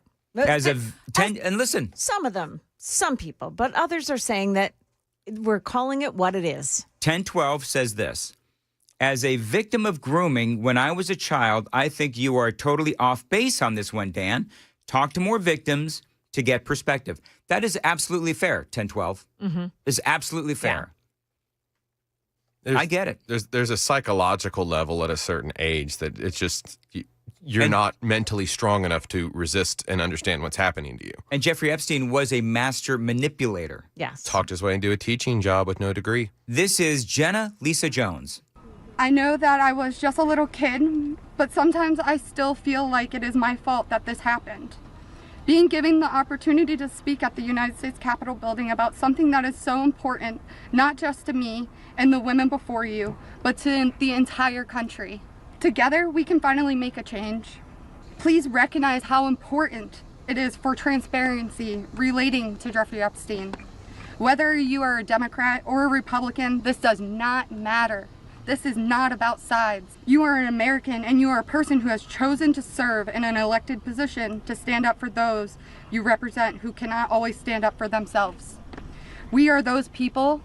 We are the Americans that you promised to protect. And we need your help. Please, President Trump, pass this bill and help us. Make us feel like our voices are finally being heard. Thank you. All right, so again, that was Jenna Lisa Jones, and this is the audio bite. And Joan, I know that you must have heard this. This was an absolute home run, and this is the audio bite that went viral, where the girl said, "You know what? We may just take this into our own hands." Transparency is justice. Release the files, end the secrecy, and stand with us in declaring that no one. No billionaires, no politicians, not world leaders is above the law.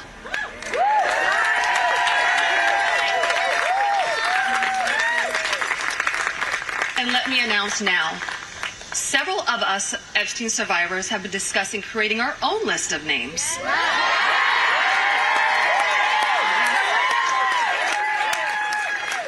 We know the names.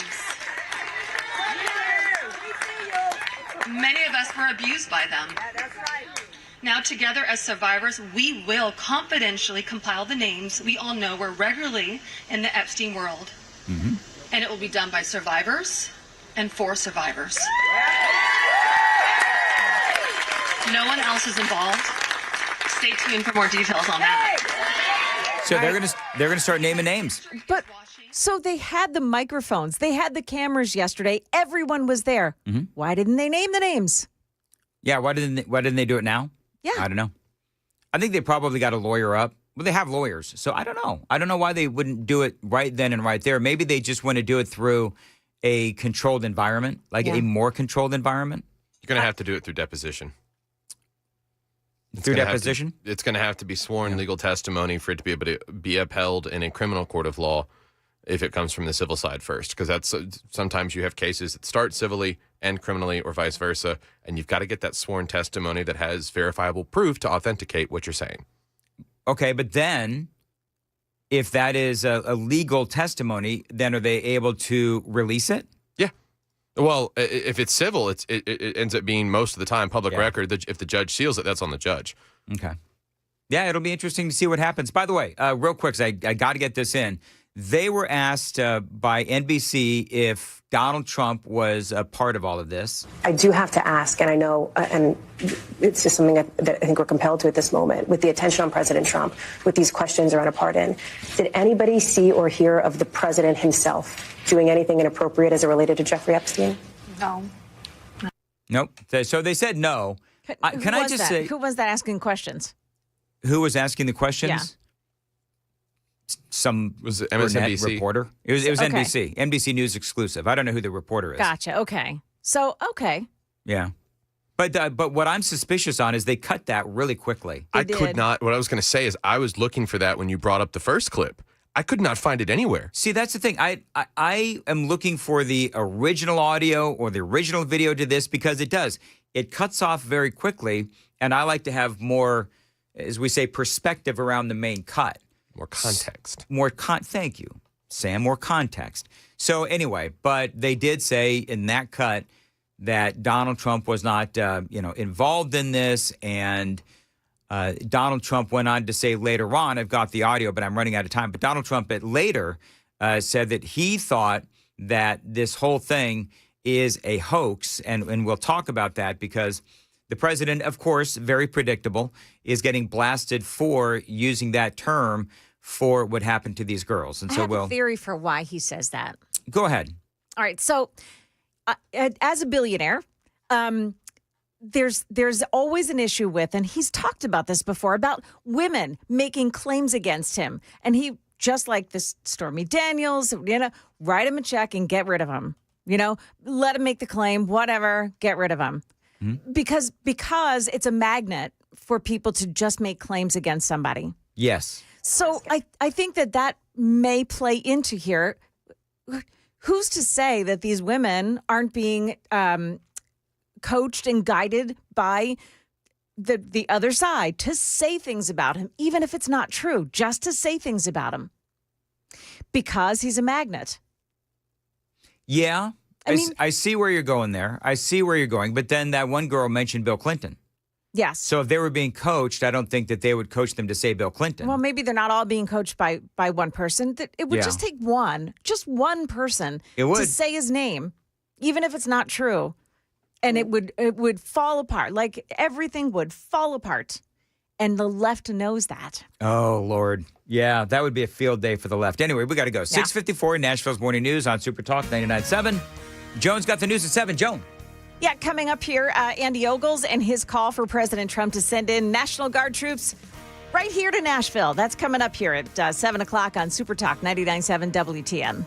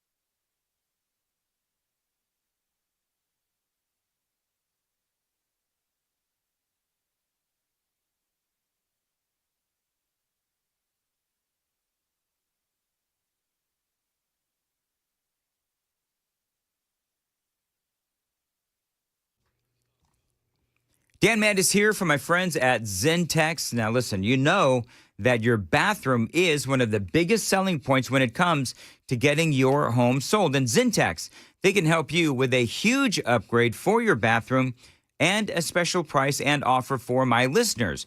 Now, you can upgrade your bathtub into a walk-in shower with grab bars and a bench seat from Zentex. This can help with the older folks in your life, and a bathtub redesign can make your bathroom look spectacular. Now, listen, this is a great company, family-owned and operated for 25 years. They were the 2022 winner of the Better Business Bureau Torch Award for ethics, and last year, they were voted one of the best places to work in the construction industry. And that is why I put my trust behind Zentex. Now, your work is going to be done in a day or less, and right now, a great offer for my listeners. You mentioned WTN, you are going to get a free Kohler toilet. That's right. And get $999 off your bathroom project, or enjoy no interest for 2 years, whatever works best for you. Check them out online. Get to see great examples of their work. Zintex, Zentex.com. That's Zentex.com.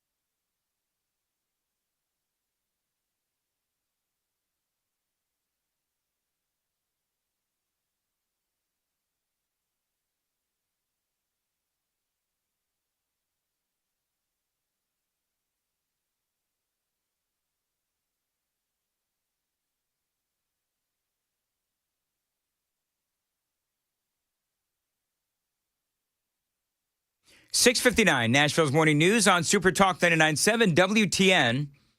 Grant has a interesting point. So these girls, just talk about the Epstein survivors, and they had their say yesterday. And Joan, we were talking about where are the parents when all of this was going on. Yeah. And I forget what I said, but Grant says, how did that girl end up on a plane trip to Africa? Exactly. How do you explain that to mom? You're not saying I'm going over to Susie's house. Hey, Mom, I'm going to SeaWorld. You know what I mean? Maybe she won a Toto giveaway. Get it? I'm the corny joke guy, Sam. Wow. I'm the corny joke guy. That's pretty good, Sam. Well done. All right. It is 7 o'clock. We have a lot of disagreement on the super text line, which is just, I love that. We're a family. You can hate us. You can love us. You can love to hate us. You can hate to love us. Somebody called me an idiot. Oh, really? Yeah. What did they call me? They didn't even name you. Good. It's all your fault, Joan, dragging me into that conversation. I'm totally kidding. You're not an idiot. She's Joan Jones, and she's coming up next on WTN.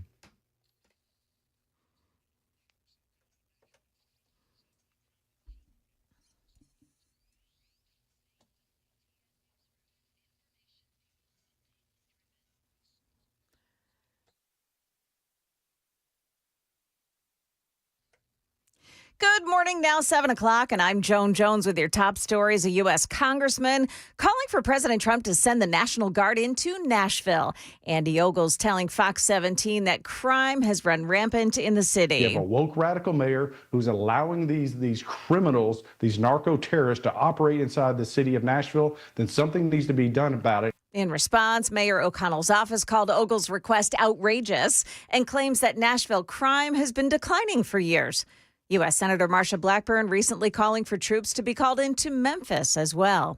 Meantime, more soldiers from Fort Campbell are being deployed to the southern border. 500 soldiers from the 101st Airborne Division will leave in October and work in different locations. Well, the Army base says that soldiers will supervise units from all U.S. military branches working at the border. Channel 4's Alexandria Adams. Former NFL star Jay Cutler has been hit with a new lawsuit over a DUI traffic crash in Franklin last year. Cutler pleaded guilty to one misdemeanor DUI count. He'll serve 4 days behind bars at the Williamson County Jail. Now the other driver, Perry Lee, is suing for unspecified damages, saying that he suffered pain daily and his quality of life has been diminished.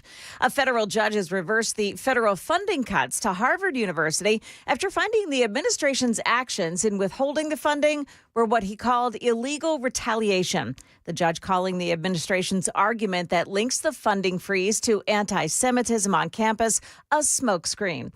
Med school students are relieved to hear, though, that the school is keeping its $2.6 billion in federal funds. I think it's really exciting news. I think it's probably going to be appealed, but I hope that it holds true. But I think it's a good start. And in fact, the White House has vowed to appeal that decision. In Florida, kids will no longer have to get vaccines to attend school. Florida Surgeon General Dr. Joseph Ladapo. Who am I as a government or anyone else, or who am I as a man standing here now to tell you what you should put in your body? That vaccine mandates at every level will no longer be enforced in Florida. Dr. Ladapo saying that the decision should be the choice of parents. Market Numbers Report brought to you by Beacon Capital Management, online at beaconcm.com. Now, we're waiting for jobs numbers due out in about 15 minutes. Economists expect employers added 75,000 jobs in August. And jobless claims they're due out at 7:30. Where right now the Dow futures are down 35. NASDAQ futures are plus 37. S&P futures are above by 6 points. That's now, Joan, I don't think that you really need to report the job numbers until we get the real numbers in 3 months. Yes. I'm totally kidding. The revised job numbers. Yeah, yes. just go and just start reporting the revised jobs numbers. It'll be more accurate. That's probably correct. Thank you, Dan. That is the latest news. We've got your traffic and weather ahead. I'm Joan Jones, WTN News.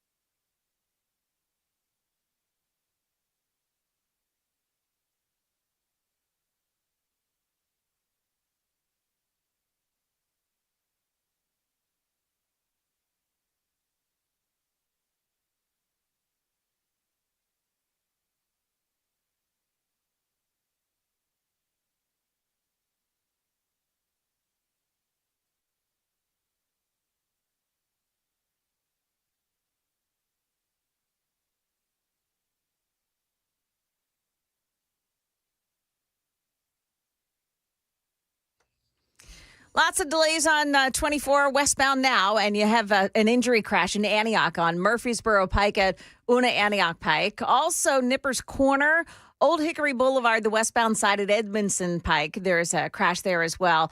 On the South Loop, that's I-65 northbound before I-40. The accident there takes out the right shoulder. It is under the Chestnut Street overpass. And an accident 24 westbound at Old Fort Parkway in Murfreesboro, and the right shoulder is blocked off there. Traffic every 10 minutes every morning on Super Talk 99.7 WTN.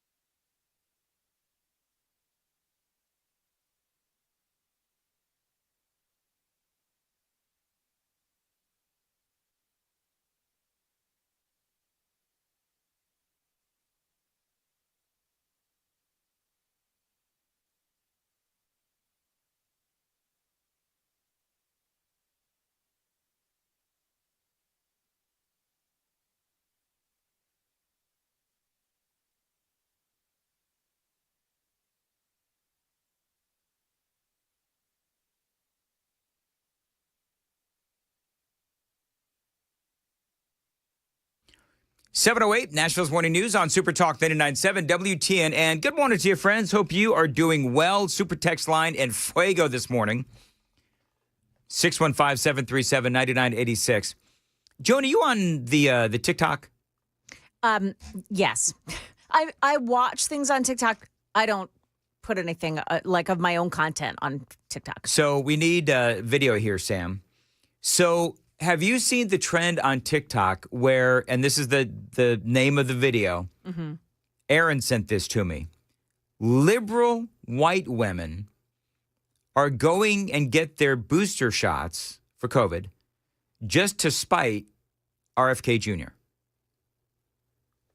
Well, have at it, ladies. It's like, knock yourselves out. Here's the audio to one such video, and if you're watching on Super Talk TV, you can see this as well.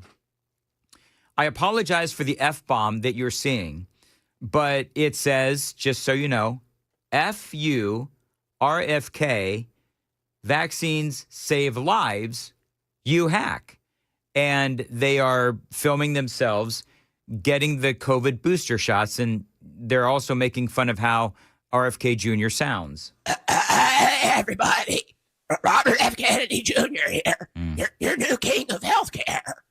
I'm trying to audition for Saturday Night Live. I think that's what I'm going to do on Saturday night. That's sick. Isn't it just... Yeah. Just sick. And I'm like, and I'm with you. It's like, listen, you knock yourselves out. And you may, with all of those shots. Yeah, I don't know. I don't see why they would do that. Who was I talking to? I was talking to somebody, a political person, and he said that the key, this was kind of funny actually, the key to Republican victories are liberal white women acting ridiculous. Because that's what he is seeing. That's he's a watcher of politics. And you go out and you look at some of these rallies out there in some of the, anti-Trump places. And I'm going to air quote this. They're all liberal white women. There was a video from Asheville, North Carolina. And it was an anti-Trump rally. I forget what exactly the rally was called or the protest was called. Oh, you know what it was? It was Workers Over Billionaires. It was the Workers Over Billionaires protest. And one of the things that the folks that were posting the video said, there's like no black people. They're all old white hippies, and a lot of them were women. So I think, and I don't know if there's any veracity to the whole, liberal white women doing what they do is the key to Republican victory. I don't know. I have no idea. But I think that the mentality of getting all of those booster shots just to spite a politician, and so you can put it on TikTok or Instagram or whatever, it is absolutely, listen, I'm very pro-choice in that sense. You want to go do that, knock yourself out, but I think you're an idiot. It is my choice to call you an idiot. and especially for making fun of the way the man talks. Yeah, since, the party of love and compassion is going to mock a medical condition that he can't change about himself, that's, par for the course. That is very liberal. By the way, Bernie Sanders wants him to resign, wants RFK Jr. to resign. And the crazy thing is, I got the very specific impression that Scott Desjardins, not a big fan of RFK Jr. in my interview with him yesterday. If you want to check it out, you can. We podcast it. But RFK Jr. is trying to get the bad stuff out of food, like the red dye, right? He's trying to do that. I think he did do that. But he also wants these vaccines to go through the proper testing, the proper vetting, and all that kind of stuff. And, I get that he's not everybody's cup of tea, but, and I said this the other day, look at what America looks like right now, and look at what America is going through. We do, in my opinion, we do have too many vaccines. We are sickly, and our kids are way over-medicated, way, in my opinion, over-vaxxed. And something's going on. We have kids that are, depression is at an all-time high. You've got, obviously, school shootings. I don't want to get into that today, but, school shootings keep happening as well. So there's something going on with the kids of today. And I get that there's a lot of different factors here. There is social media. There is, gaming and all that kind. I get that there's a lot of things going on. But RFK Jr. is simply trying to find a solution to the problems within our younger generation. And like him or not, it's a free country. And Donald Trump is a duly elected president of the United States. And he wanted RFK Jr. to be in his administration as head of HHS. So that's what we got. And there's a lot. And I believe there are just as many people who love what RFK Jr. is doing than people that hate what RFK Jr. is doing. So, but here's the thing. People are noticing. And I like that, especially Bernie Sanders, balloon hair Bernie. And he is talking about how he wants RFK Jr. to resign. And obviously, I'm reasonably certain that RFK Jr. is not going to, step up on that and do that. But here is balloon hair Bernie. This is a video. Called for Robert F. Kennedy Jr. to resign. My guess is he will not be taking your advice. So what would the next step be? Well, I think we've got to rally the American people. This is a huge issue.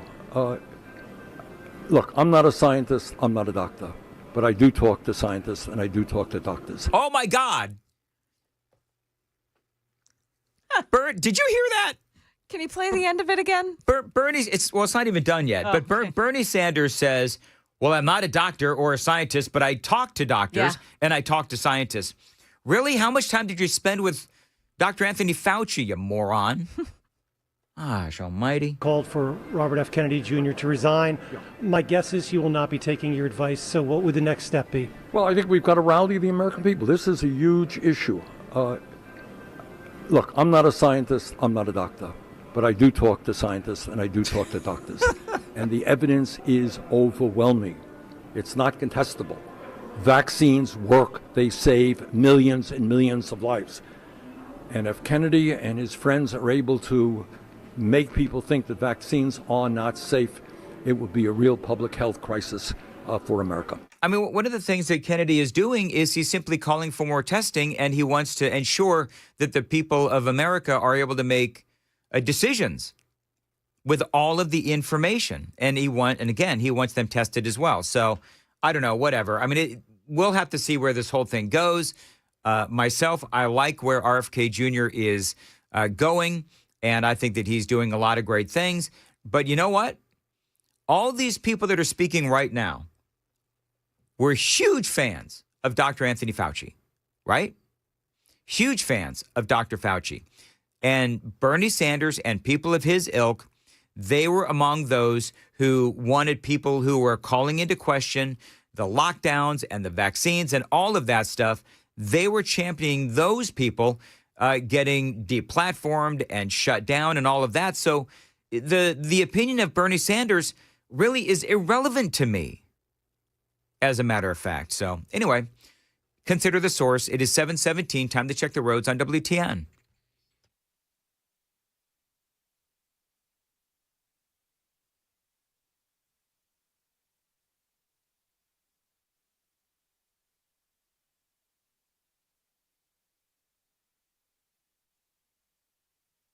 As far as your weather goes, we are talking about a threat of a few strong to severe storms today, which could produce gusty, damaging wind. The greatest chance of that will be during the afternoon, east of I-65, and a high of 83. Going to feel like 87 on Super Talk 99.7.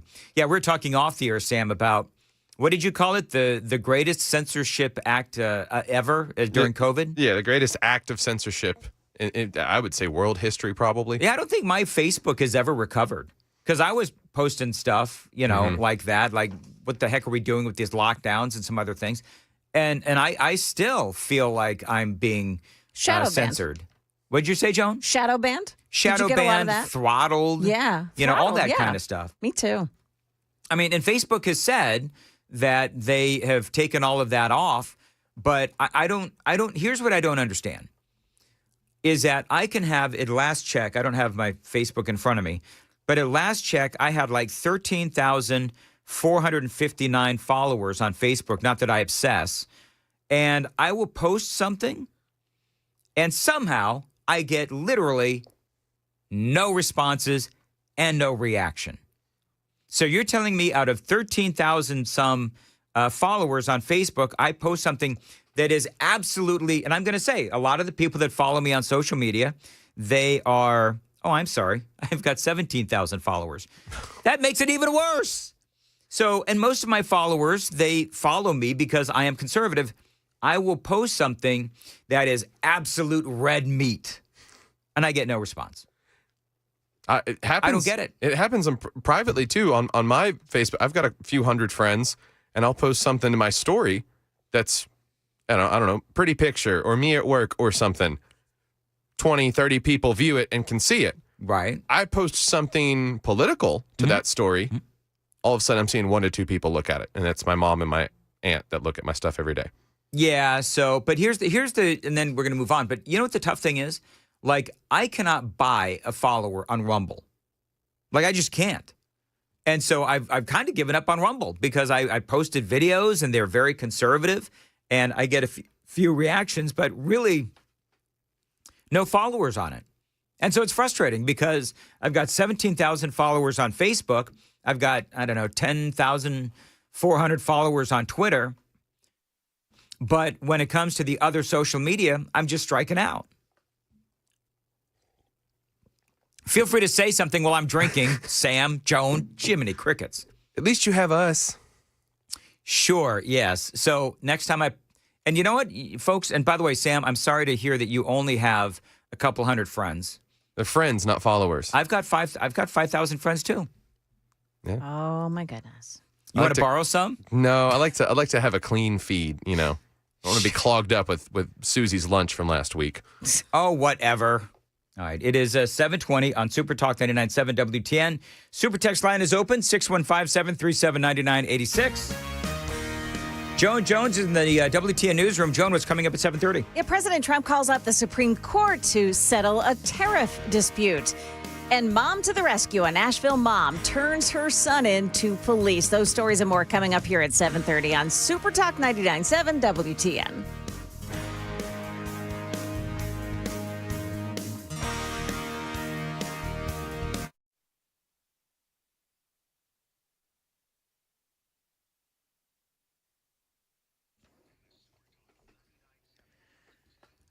Dan Med is here, and a question for you. If your roof was destroyed in a storm, how much of that replacement cost would your insurance company cover? Now, if you don't know, you really do need to ask, because some insurance companies, they refuse to pay full replacement cost. They're deducting money for an older roof. Now, if you've got an older roof, you could get screwed, because if your roof gets destroyed, they are going to pay you less, and that is going to leave you on the hook for thousands of dollars. Now, my friends at King & Associates Insurance, they will pay full replacement cost. So whether you have to replace a 10-year-old roof or a 2-year-old roof, they will pay for it to be replaced, period. It is that kind of focus on customer service that makes King & Associates Insurance one of the best insurance companies around. Call them at 615-329-8121, 615-329-8121. Get that royal review, tkinginsurance.com.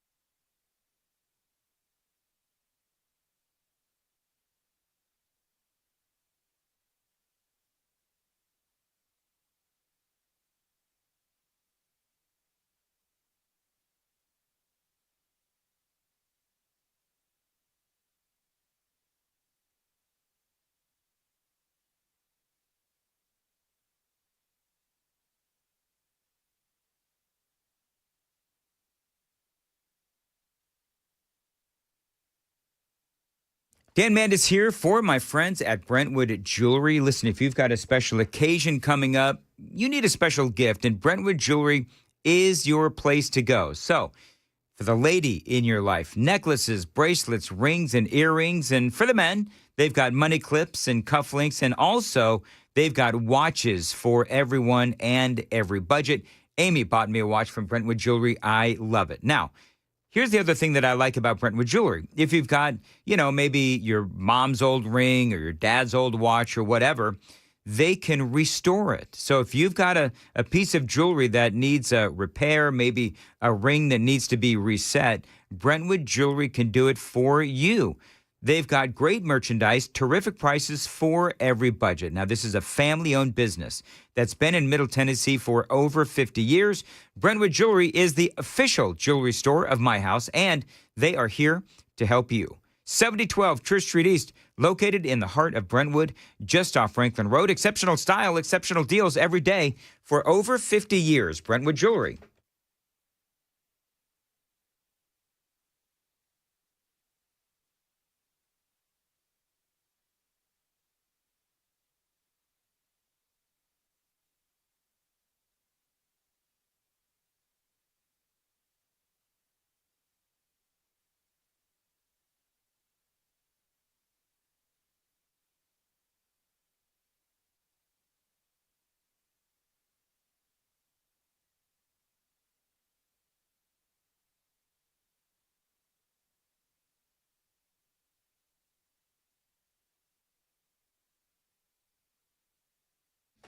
$727, Nashville's Morning News on Super Talk 99.7 WTN. Super text line is open, 615-737-9986. Love, love, love the comments so far that we've had this morning. You know, the Venezuelan president is out there saying that the video of Donald Trump and our military blowing their drug boat to smithereens, do you know that they're saying that that is AI generated and that it never actually happened? Well, yeah, of course he is. Well, I don't think he's very smart, but it's also in country propaganda, right? Venezuela. So, because he doesn't want the people of Venezuela to know that their boat got blown to smithereens, but Donald Trump and J.D. Vance and Marco Rubio, they're actually out there saying, you know what? We'll do it again.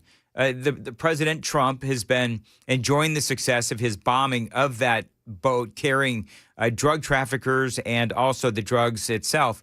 And this is what Donald Trump had to say about that attack. This was yesterday.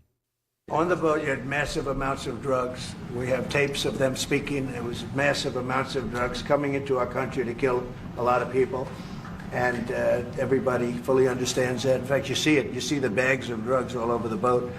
And they were hit. Obviously, they won't be doing it again. And I think a lot of other people won't be doing it again when they watch that tape. They're going to say, let's not do this. We have to protect our country, and we're going to. Venezuela's been a very bad actor. They've been, as you know, they've been sending millions of people into our country, many of them Tren de Aragua, some of the worst gangs, some of the worst people anywhere in the world in terms of gangs. And we had some in Washington, D.C. We took care of them very quickly. You know, what's interesting about all of that is that Trump is doing something. I mean, we went 4 years with Biden who he didn't do anything. And so, you know, part of it, and we talked about this a little bit yesterday, where the media was calling this, you know, a major escalation. And I think I said this yesterday on the air where I said, I welcome an escalation because we haven't been doing jack or anything else in dealing with all the drugs coming in, not only from Venezuela, but also China. So on the AI claim, found that, and apparently Freddy Nanez, Venezuela's Minister of Communications and Information, claimed on social media that, quote, several elements in the video shared by President Donald Trump suggested it was generated by artificial intelligence. Included in the post was a conversation that Nanez allegedly had with Gemini, Google's AI chatbot, which they then questioned the validity of the video, and Gemini said, based on the provided video, it's highly likely it was created using artificial intelligence. So Google is suggesting that. Yeah. Which is an algorithmic issue for one. And for two, can it read thermal? That's a thermal video. That's in the dead of night. Those guys had no idea that was coming. I doubt it can read that at this point. I'm not taking Venezuela's word over Donald Trump's. That's number one. And number two, I think that we should keep it up. I think that actually did happen.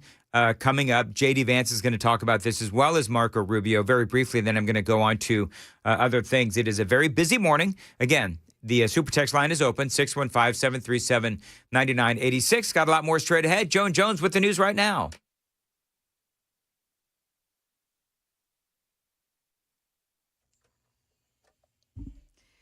Good morning. I'm Joan Jones with your top stories. The Trump administration took the fight over tariffs to the Supreme Court yesterday, asking justices to rule quickly that the president does have the power to impose sweeping import taxes under federal law. Now, this comes after an appeals court ruled most of the Trump tariffs are an illegal use of an emergency power law. The president's request of the court is expected to get on the docket today. Got him. All four of the suspects involved in the pedestrian bridge attack in Nashville over the weekend have now been arrested. The mother of one of the attackers turned her 17-year-old son into police, and he's been charged with aggravated assault and unlawful gun possession. The others turned themselves into police after that first one. A new ICE facility to hold illegal aliens ready to be deported. It's in Louisiana, where Homeland Secretary Kristi Noem announced that opening of that facility yesterday. Well, we called up Governor Landry and told him about our need for detention space and our need to have a place where we can house some of the violent, criminal, illegal aliens that are out there perpetuating horrific activities against the families in this country. He offered us a solution. That facility is now being called Camp 57 in honor of Governor Landry, the 57th governor of Louisiana. The NFL season kicks off tonight. Some changes are coming this year. The league now adopting this virtual measurement system to more accurately measure first downs. The sticks and chains will still be available as a backup. As for the infamous and controversial tush-push play, it will still be around this year. Critics were unsuccessful in banning it. In fact, the play is now getting its own sponsor. The flushable wipes company Dude Wipes announcing it's the lead sponsor of the play. Okay, ABC's Ike Ejachi.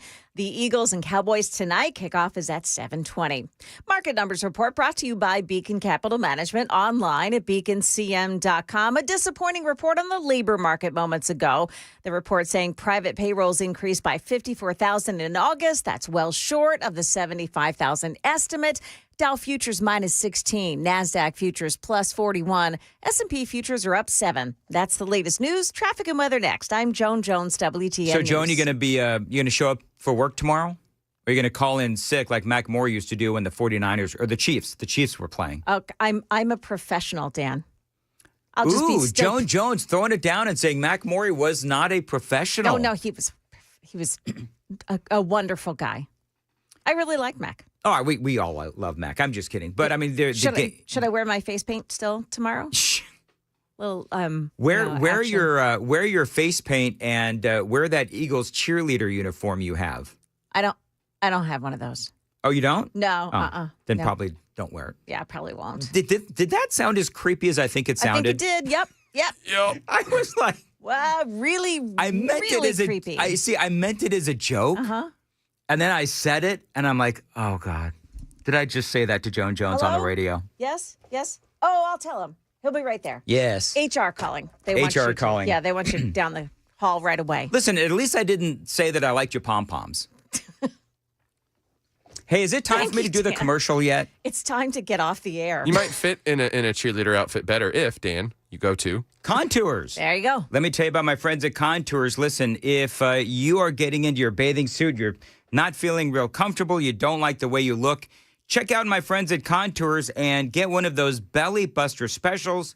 They are offering them right now for you for $99. That's right. The first 10 callers right now at 615-236-9960, you get that belly buster special for $99. Now, what is a belly buster special?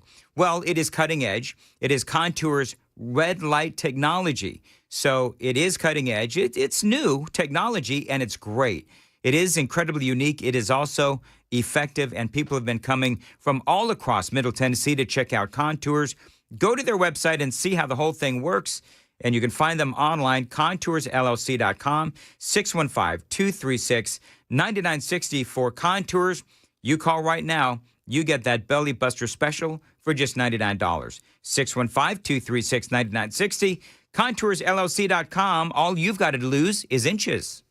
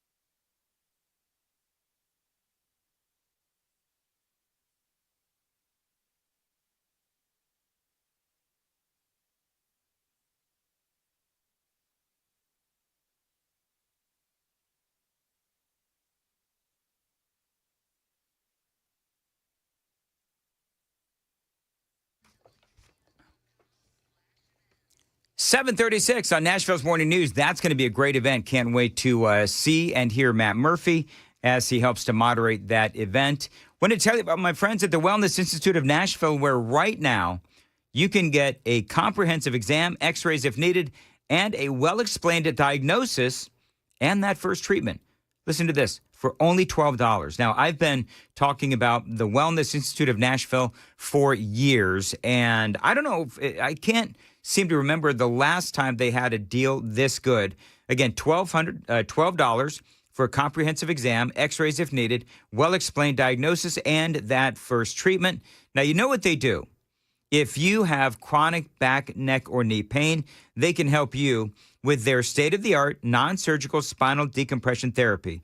So, back and neck pain, sciatica, slipped or bulging spinal discs, herniated discs, spinal stenosis, numbness or weakness in the arms and legs, fingers or toes, they can help you. And again, no surgery, no spinal injections, and no painkillers. Call them to get started. Tell them Dan told you to reach out, 615-246-5009, 615-246-5009, painisbad.com.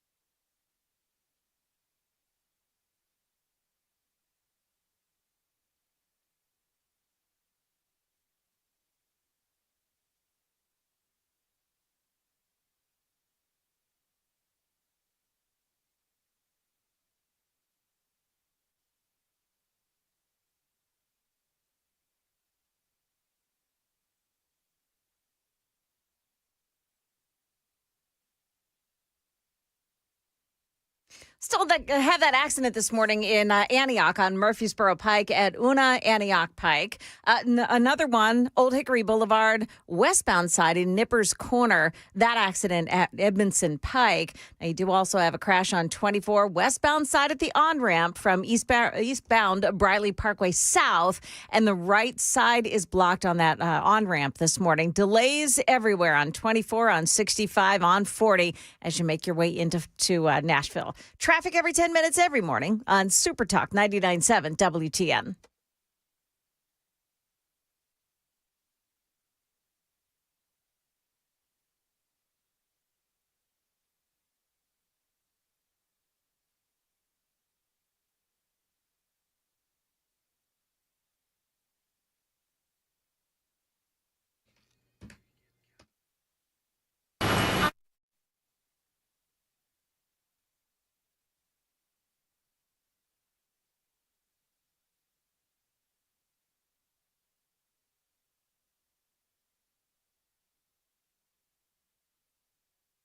740.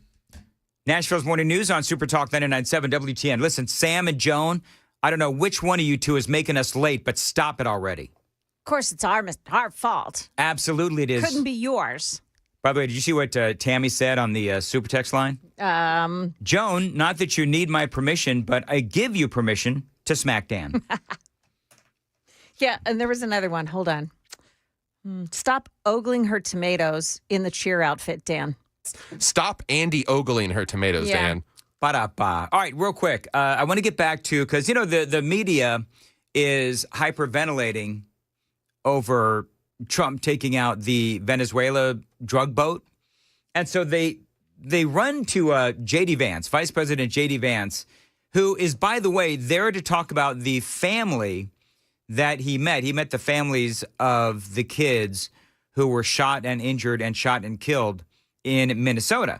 So that's what he wanted to talk about. But instead, of course, the media is asking for the legal authority that Donald Trump used to take out that drug boat from Venezuela. This is what he said. On the Venezuela vessel strike, what legal authority were you guys working under, and will there be an after report on the strike?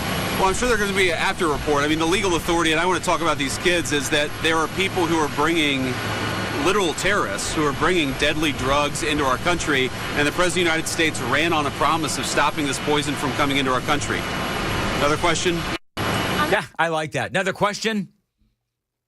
Who's got a relevant question to ask? Now, listen, I suppose and I guess that the media feel like they're just doing their jobs, and that's fine. But my point is that it does seem like, I don't know, just a dumb question in the sense that here we are as a nation trying to protect our kids, our families, and our friends from these awful drugs that have been coming across our border.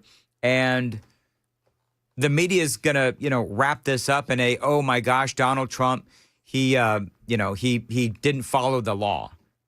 I mean, it just seems ridiculous to me. And I'm sorry that the media is choosing to do that. But do you know what the funny thing is? I'm really actually not surprised, because this is what the media does.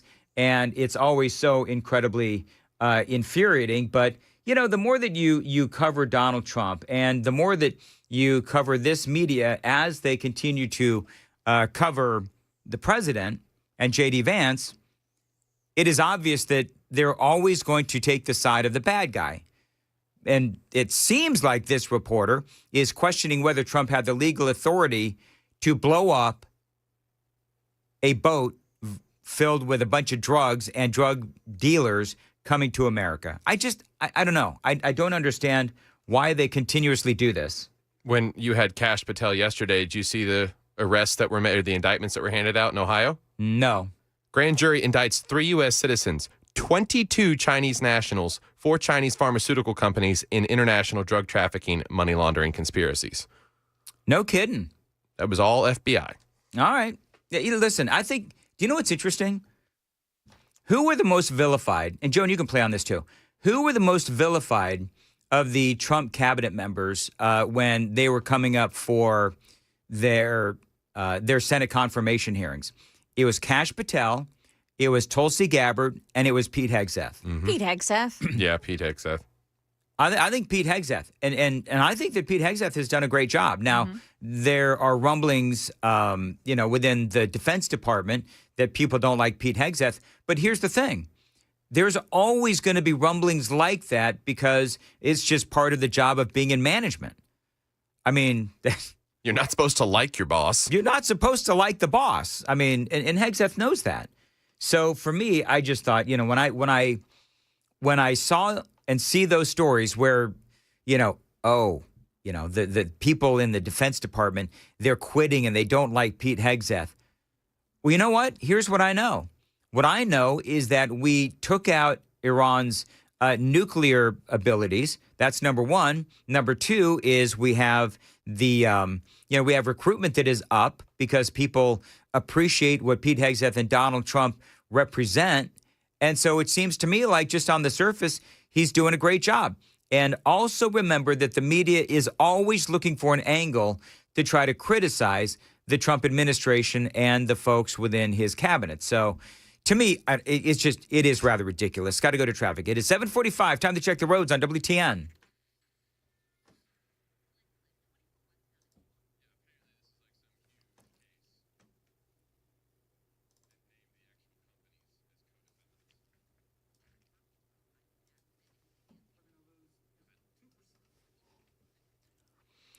As far as your weather goes, it looks like it's going to be a rough day today, actually. It's going to be a nice day if you like rain.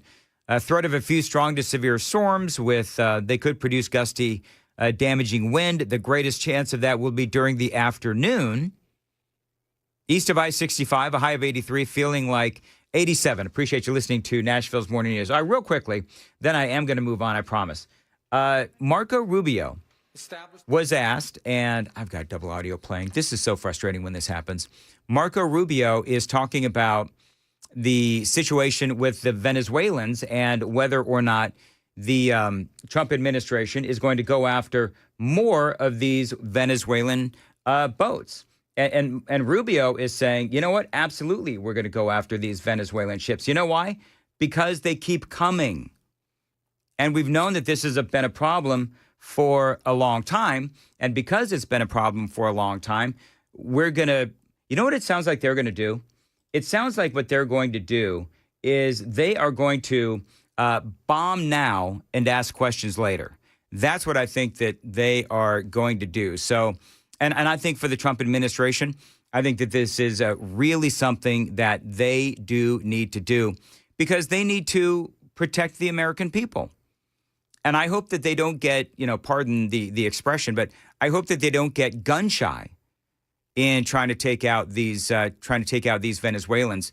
And part of this, Maduro, the Venezuelan president, he has been trying to destabilize America for a long time. And everybody knows that. Everybody knows that Nicolas Maduro is somebody who has been trying to take out America for a long time. Of course, we know that they've got a lot of oil, but we also know that they have been trying to destabilize America with China and Russia and North Korea as well. And it's part of what they're trying to do. And I think that part of what needs to happen is we really do need to continuously define our enemies and continuously remind the media who our enemies are. And clearly, Venezuela is an enemy. So we'll continue to talk about that and a whole lot more. Super Talk 99.7 WTN.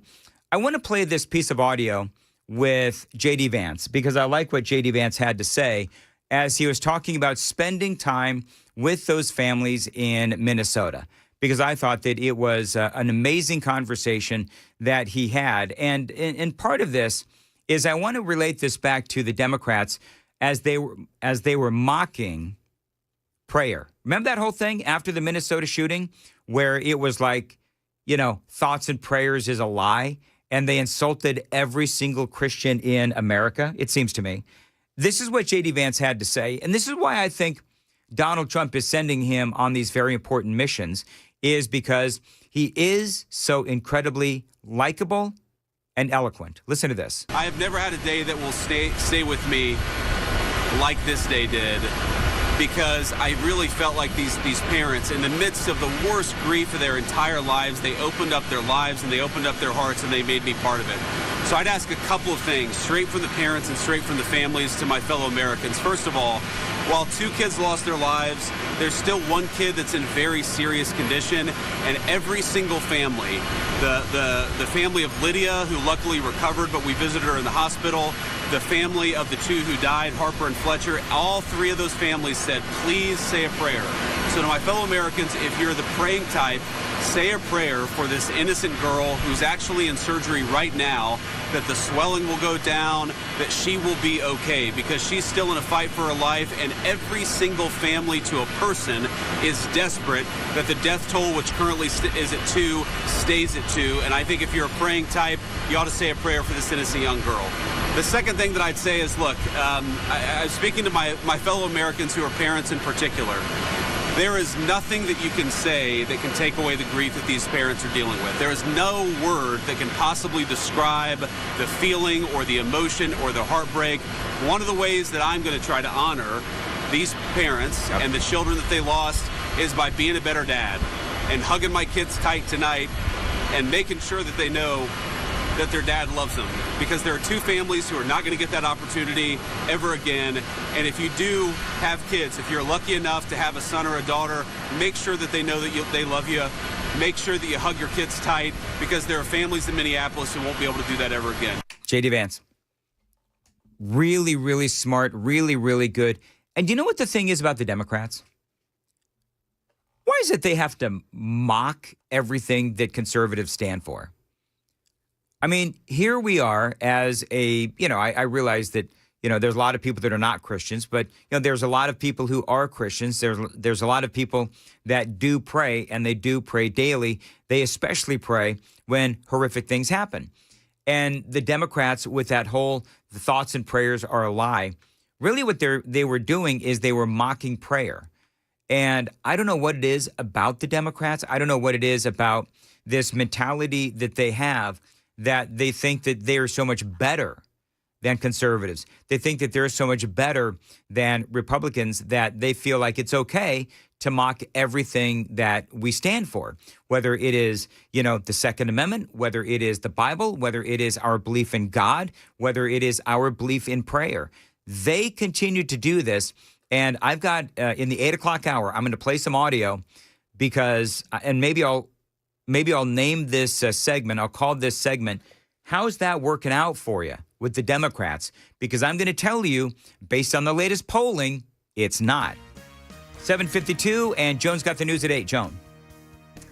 Coming up here at 8 o'clock, Dan, why Friday night football games may not quite ready, Joan? Yeah, not quite ready, Dan. All right. The problem is Joan's not used to me being on time.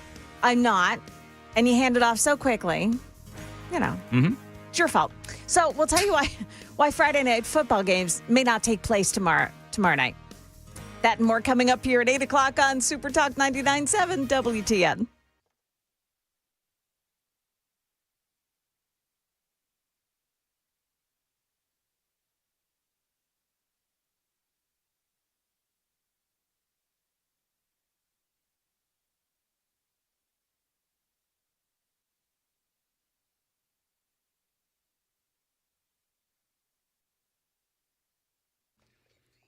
Do you know, I can actually, that promo, that Matt Murphy promo where he doesn't want to get bashed by bicyclists? I actually have firsthand experience of being bashed by bicyclists. Really? Oh, yeah. We'll talk about it at 8:35. Don't let me forget when I went off. This was in Denver. When I went off on mammals. On mammals. You did not. We'll talk about that at 8:35. Do you know what I mean by a mammal? Mammal. Joan? Middle-aged men wearing Lycra. Oh, those mammals. Yep. Oh, okay. There was a big controversy at in Denver at the time, and I went off on these bicycle riders. And so we'll talk about what happened to me at Denver at 8:35. The Glock Store. Dan Mandis here talking about my friends at the Glock Store. Now, it is no secret that I am a huge Second Amendment supporter. I own guns, I carry guns, but owning them and carrying them is not enough. You need to be trained in how to use them. And training is more than just, renting a lane. Once you learn to hold your breath, squeeze the trigger until it goes bang, and put a hole in a piece of paper, you've done all you're ever going to do in a lane range. Even if you do it 50, 500, 5,000 times, you're just not doing the same thing. You're just doing the same thing over and over again, and that is not training. That is why I so much appreciate the training that I got at the Glock Store in those Shoot 270 indoor shooting rooms. This is, and I went through it, personalized training from accomplished instructors, engaging multiple targets at varying distances, drawing from concealment again and again until you no longer have to think about how and when to use your weapon responsibly, learning how to use it when it's a necessity. Knowing where to train, that is easy. It is the Glock store. It's my place to train. Go to shoot270.com, make an appointment, fill out the waiver, and let the training begin. Shoot 270 indoor ranges only at the Glock store. Minutes from the airport, worth a drive from anywhere.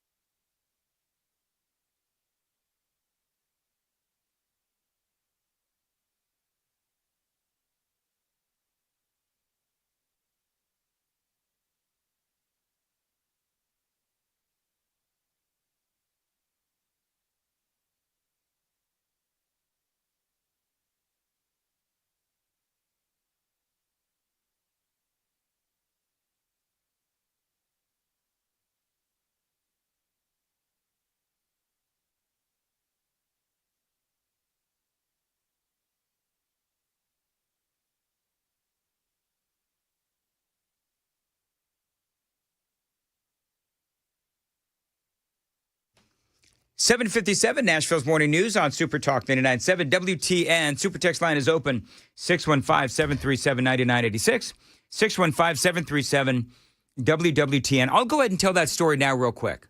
Okay. About how I got the mammals after me. So I was a talk show host in Denver before I came here.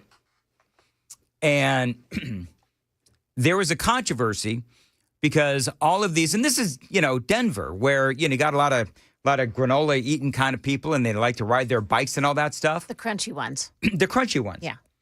So you'd have all these dudes in Lycra, the little bicycle outfits, right? And they would clog up the streets.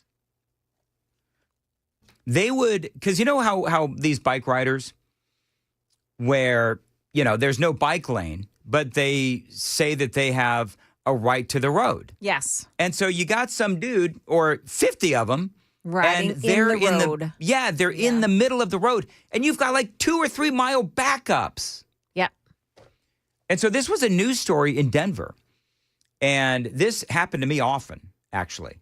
And I went off one day, and people, I mean, you folks know if you listen to me, I don't really go off that often. I went off, I went nuclear one time, and I got the bicycle people after me, the mammals, and holy moly, we didn't have a text line or anything, but I got emails. I got a lot of emails because I was on, one of my main shifts was Saturday morning from 5 to 9 or 6 to 10 in the morning.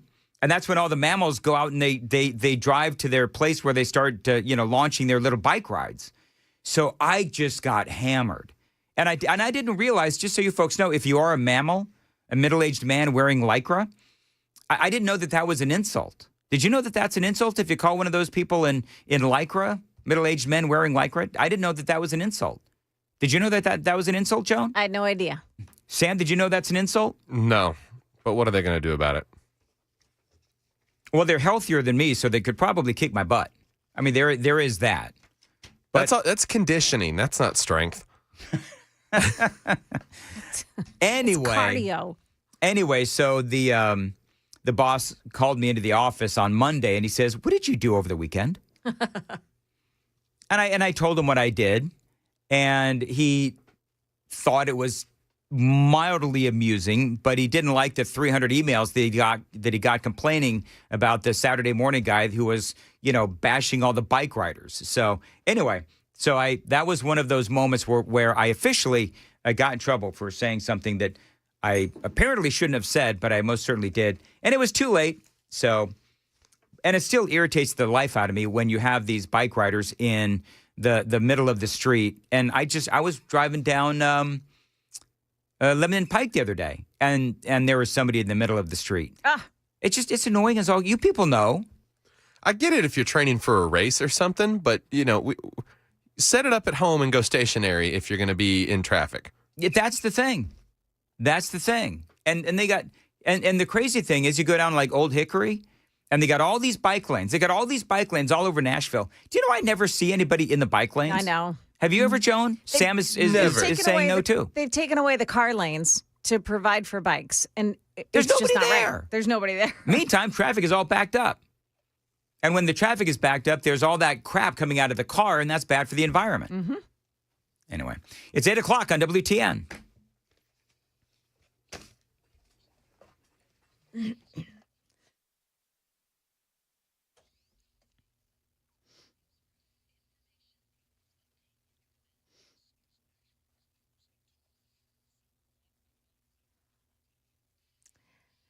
Good morning. I'm Joan Jones with your top stories, and we've got a couple of waves of potential strong thunderstorms coming our way.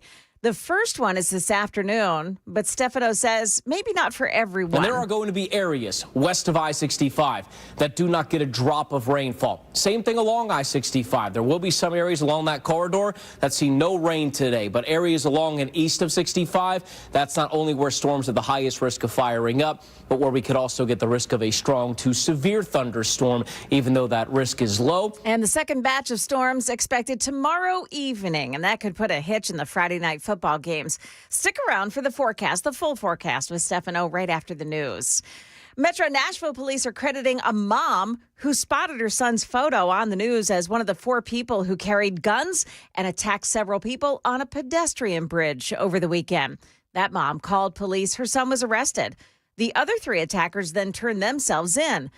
This Nashville visitor spoke to Channel 4 about that attack. In the daytime, it appears to be safe. I saw plenty of cops, so I felt like it was okay. And however, nobody wants to hear about young people, any person getting, attacked on a bridge. That's sad to hear. Now, the teenagers arrested in that attack were 2 17-year-olds and 18-year-old Alan Bustaman and 19-year-old Osmond Soto, all of them from Smyrna. A Kentucky coroner says the autopsy results from an infant found dead in a closet are inconclusive. The discovery made at the off-campus home of a University of Kentucky student. Her name is Laken Snelling. She was arrested in the death of her infant. This morning, Laken Snelling is on home incarceration after posting bond. She pled not guilty and was then ordered by a judge to live with her parents. With her parents near Knoxville. Channel 4's Alexandria Adams there. A man and a woman in Fayette County, Pennsylvania, now facing multiple criminal charges, including aggravated assault and reckless endangerment, after police found 5 children between the ages of 5 and 14 living in deplorable conditions inside their home. State Trooper Allie Wilson. There were feces on the wall. There was a lack of food. There were no beds. There were fleas. It was deplorable. It's sickening. That's the only word that I can use to describe. She says all 5 of the kids were held captive inside their rooms, with police describing them as functioning dungeons. Video cameras monitored their every move. There were no door handles to allow the kids to escape. Market Numbers Report brought to you by Beacon Capital Management, online at beaconcm.com. We had a disappointing ADP hiring report this morning, but it hasn't caused any problem with the futures markets. The Dow futures are down just 7 points. NASDAQ futures are plus 32, and the S&P futures are up 7 points. That's the latest news, traffic, and weather next. I'm Joan Jones, WTN News. Thank you, Joan. 8:04, Nashville's Morning News on Super Talk 99.7. Loan Pronto. Listen, are you trapped in a high-rate mortgage, watching your hard-earned money vanish every single month? Well, stop right now, because at Loan Pronto, they are delivering the lowest mortgage rates in 3 years. Now, Loan Pronto's rate reduction home loan program is a streamlined, low-cost way to slash your house payments by hundreds of dollars every single month. So you can lock in a fixed rate as low, listen to this, as 4.99% APR and close in as little as 2 weeks. No appraisal needed in most cases. And here's the kicker. You can skip your next 2 house payments entirely. Don't wait. Rates this low. Don't wait. Rates this low aren't going to last long. Call Loan Pronto right now for your free, no obligation quote. Loan Pronto, it is amazing. Lower payments, more money right in your pocket. And a fresh start with a better mortgage. Call them at 615-499-5780, 615-499-5780, loanpronto.com. You can lock in your new low rate and skip those next 2 house payments. Don't let high rates hold you back. Call them 615-499-5780, loanpronto.com. That's where you go to get more information. Equal housing lender, NMLS 166-1781. Subject to lender approval, NMLSconsumeraccess.org.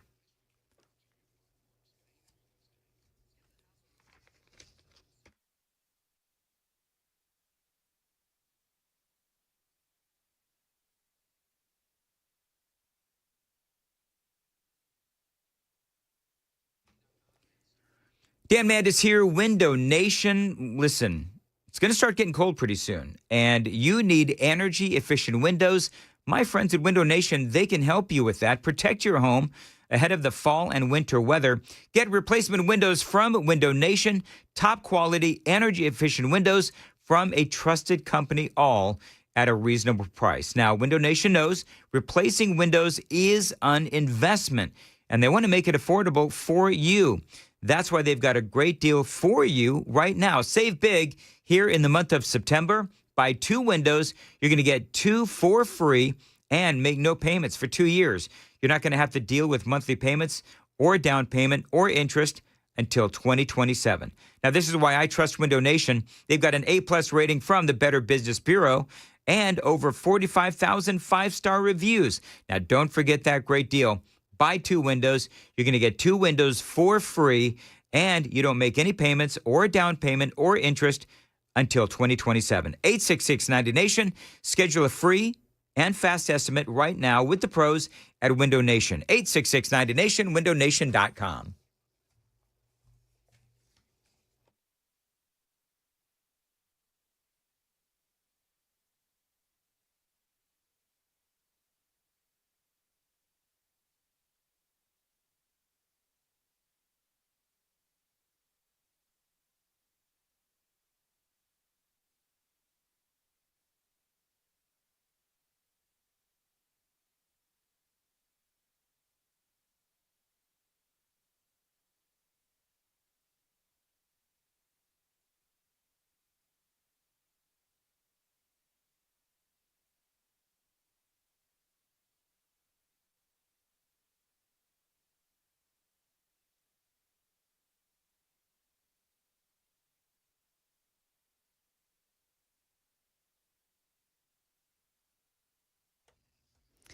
Okay, 24 westbound in Glencliff at the on-ramp from Briley Parkway, exit 54. There's a crash on the ramp, and the right lane of that ramp is blocked off. Old Hickory Boulevard at Graycroft Avenue in Madison, that's the scene of a crash.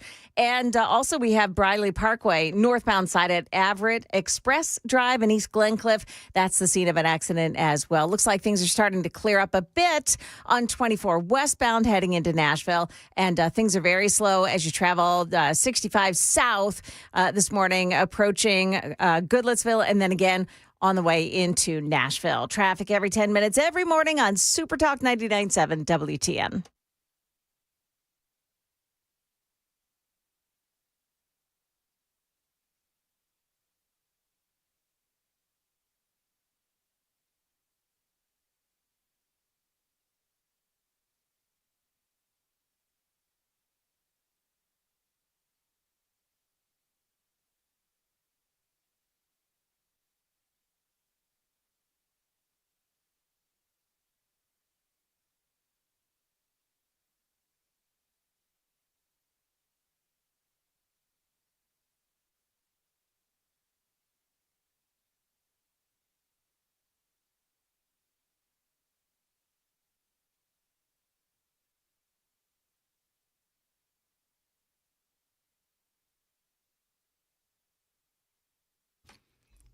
.808 Nashville's Morning News on Super Talk 99.7 WTN. I have upset the mammals.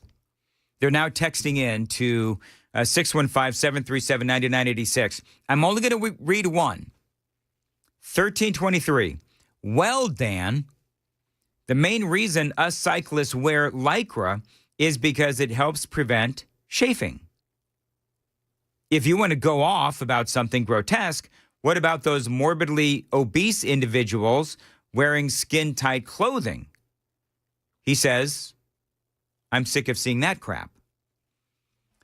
That is a thing, man. We've talked about that before, where, man, you go to the mall and you do have these morbidly obese people, and they are proudly like wearing half shirts. Half shirts. I know, that's crazy. I mean, women are doing this now, but could that be, Joan Jones, body positivity? 100%. Oh, without a doubt. That's that's the what's her name? The big girl singer. Lizzo. The one that lost all the weight? Yeah, well, she did lose some. Yeah. She's not, I mean, I wouldn't call her skinny yet, but I don't know. I couldn't pick her out of a lineup, so I don't care. yeah. But I will say this to 1323, at least those morbidly obese individuals that, we see at the mall that are wearing skin-tight clothing and they're letting it all hang out. It's even worse at the beach. But they're not prohibiting me from driving on the roadway, which is what you cyclists do, 1323. And those people also are probably really mad at you too for doing that. And first, I'm just kidding. I don't hate on anybody but Democrats. That's number one. But number two is, I mean, to your point, Sam. I mean, I don't begrudge somebody going to the beach and wearing a bathing suit that may not be so flattering. They can go to contours. They should. Yeah, but besides that, I think that the conversation about bicyclists on the roadway, while at the same time having bike lanes all over Nashville, and I never see anybody in those bike lanes. Why can't those people that are on the, I don't want to do this. Why can't the people that are on the bikes in the middle of traffic when I'm driving down Lebanon Pike, why can't they just go into the bike lanes on Old Hickory? Do you know what I mean? Like this in Hermitage. That's what drives me nuts. So, and I don't know when bike season is. Is there an actual bike season? I don't really know. I haven't ridden a bike in a long time. Whenever it's dry. Whenever it's dry? All right. Hey, let's move on to actual content. The Chicago showdown, it is escalating. Now, here's what's going on in Chicago. Word is that advanced teams may already be in Chicago. JB Pritzker says Donald Trump is not coordinating with the president. Now, here's the funny thing. The funny thing is that why would Donald Trump coordinate with JB Pritzker? JB Pritzker. God's sakes, JB Pritzker. Why would he do that? Because here's the thing, is that if Trump does try to coordinate with Pritzker, you know what's going to happen, right? What's going to happen is he's going to call the lawyers, and they're going to do everything they can to stop Trump from going in. And that's why Trump is like, no, I'm not going to coordinate with Pritzker, because he is just going to call the lawyers and try to do everything he can to stop me, Trump, from being effective. But the Trump administration, they say, has not committed to any specifics on the date as of yet going into Chicago. Now, J.D. Vance told reporters on Wednesday there are no immediate plans to deploy to Chicago, while Donald Trump said on Tuesday the administration was going in without specifying a timetable, muddying the waters on if and when a potential deployment would occur. So the president, of course, this has been a big, and I mean big, conversation, obviously, as you folks know, and need some video here, gentlemen, one of you two. Mason, if we can get some video up. This is Donald Trump. Yesterday, he was asked about all of this. 7%, and I said, no, it's not. It's down 100%. We have a great thing going. I could do that with Chicago. We could do that with New York. We could do it with Los Angeles. So we're making a determination now. Do we go to Chicago, or do we go to a place like New Orleans, where we have a great governor, Jeff Landry, who wants us to come in and straighten out a very nice section of this country that's become quite tough, quite bad. So we're going to be going to maybe Louisiana, and you have New Orleans, which has a crime problem. We'll straighten that out in about 2 weeks. It'll take us 2 weeks, easier than D.C. But we could straighten out Chicago, All they have to do is ask us to go into Chicago if we don't have the support of some of these politicians. But I'll tell you who is supporting us, the people of Chicago. And I sort of want them to let it be known they have incompetent people. Yep, that is Donald Trump. And I think when it comes to that, mission accomplished, actually, because the president, I think one of the main things that Trump is trying to do, I do believe that he wants to be able to send the National Guard into Chicago. There's a couple of different ways that he can try to do that. I'm not going to go over the 10th Amendment again, but because I've already done it, I think 3 times today. But if he can figure out a way to do it, then he should try to do it. But it does make more sense for him to go into, and I said this on day one, why don't you just work with the governors who are willing to, work with you? And the governors themselves, they can obviously activate their own National Guard. Andy Ogles, and this is, part of the news cycle today, Andy Ogles, the congressman for the 5th, he put out there that he would like to see the National Guard go not to Memphis, but to Nashville. I mean, that's what he said. Big news story came out yesterday afternoon. He was on with Murphy Show. You have a right to walk down the street and not get mugged. You have a right to go to the store and not get raped. And that's what's occurring all over this country because you have these woke, radical mayors who've turned their citizens and their communities into victims. And enough is enough. Trump, if you can clean up Washington, D.C., which had one of the highest crime rates in the country, except for maybe Memphis and Louisiana and New Orleans, it can be done all over this country. Well, that is obviously true. And I'll ask the question that I've been asking since day one, and that is, all right, so you are able to tackle all of that crime and all of the issues that we have, but we do need a multifaceted solution to the crime in the streets. I mean, clearly we do, whether it is in Nashville or in Memphis. And by the way, we did take some calls on this earlier, and a lot of people were like, to Andy Ogles, like, dude, Memphis is the far bigger issue. So, but Ogles has to look out for his own district, and of course, his district is part Nashville. But Trump, one of the things that he's got to do is figure out if he can go into Chicago legally. But the 10th Amendment did come up during the conversation with Matt Murphy yesterday, and this was Andy's comment regarding the 10th Amendment because the big question is Trump going to be able to do this and do this legally? And this was the moment, and I loved this moment. I actually sent Matt a text message last night because I loved this moment of the interview where Matt said, okay, well, you're calling for the National Guard to be brought into Nashville. Well, did you call the governor? Because clearly it is up to the governor. I mean, the governor for the state of Tennessee can activate his own National Guard. And I think I felt what Matt was throwing down, which was, why don't you just call the governor? Or are you just trying to be an attention whore? From your Twitter account, your X account this morning, you wrote, we don't just need the National Guard in Memphis, send them to Nashville. And I just want, who are you talking to? When you say send them to Nashville, who are you speaking to? Again, this is a conversation that the president can have with the governor about how do we move forward. Have you called the governor? I have not called the governor. Well, why not? Because I don't have the authority to call up the National Guard, but I can have an opinion, which is the governor does. Sure. And when you have a city, and again, specifically Memphis, which has such a high murder rate, should he call out the National Guard to make it safe? I think the people of Memphis would appreciate that. Well, and I think the people of Memphis would appreciate that as well. And by the way, we do have some news that Governor Lee has now said that anything is on the table regarding the National Guard, which is a complete 180 from where he was last week when he said that National Guard, that is off the table.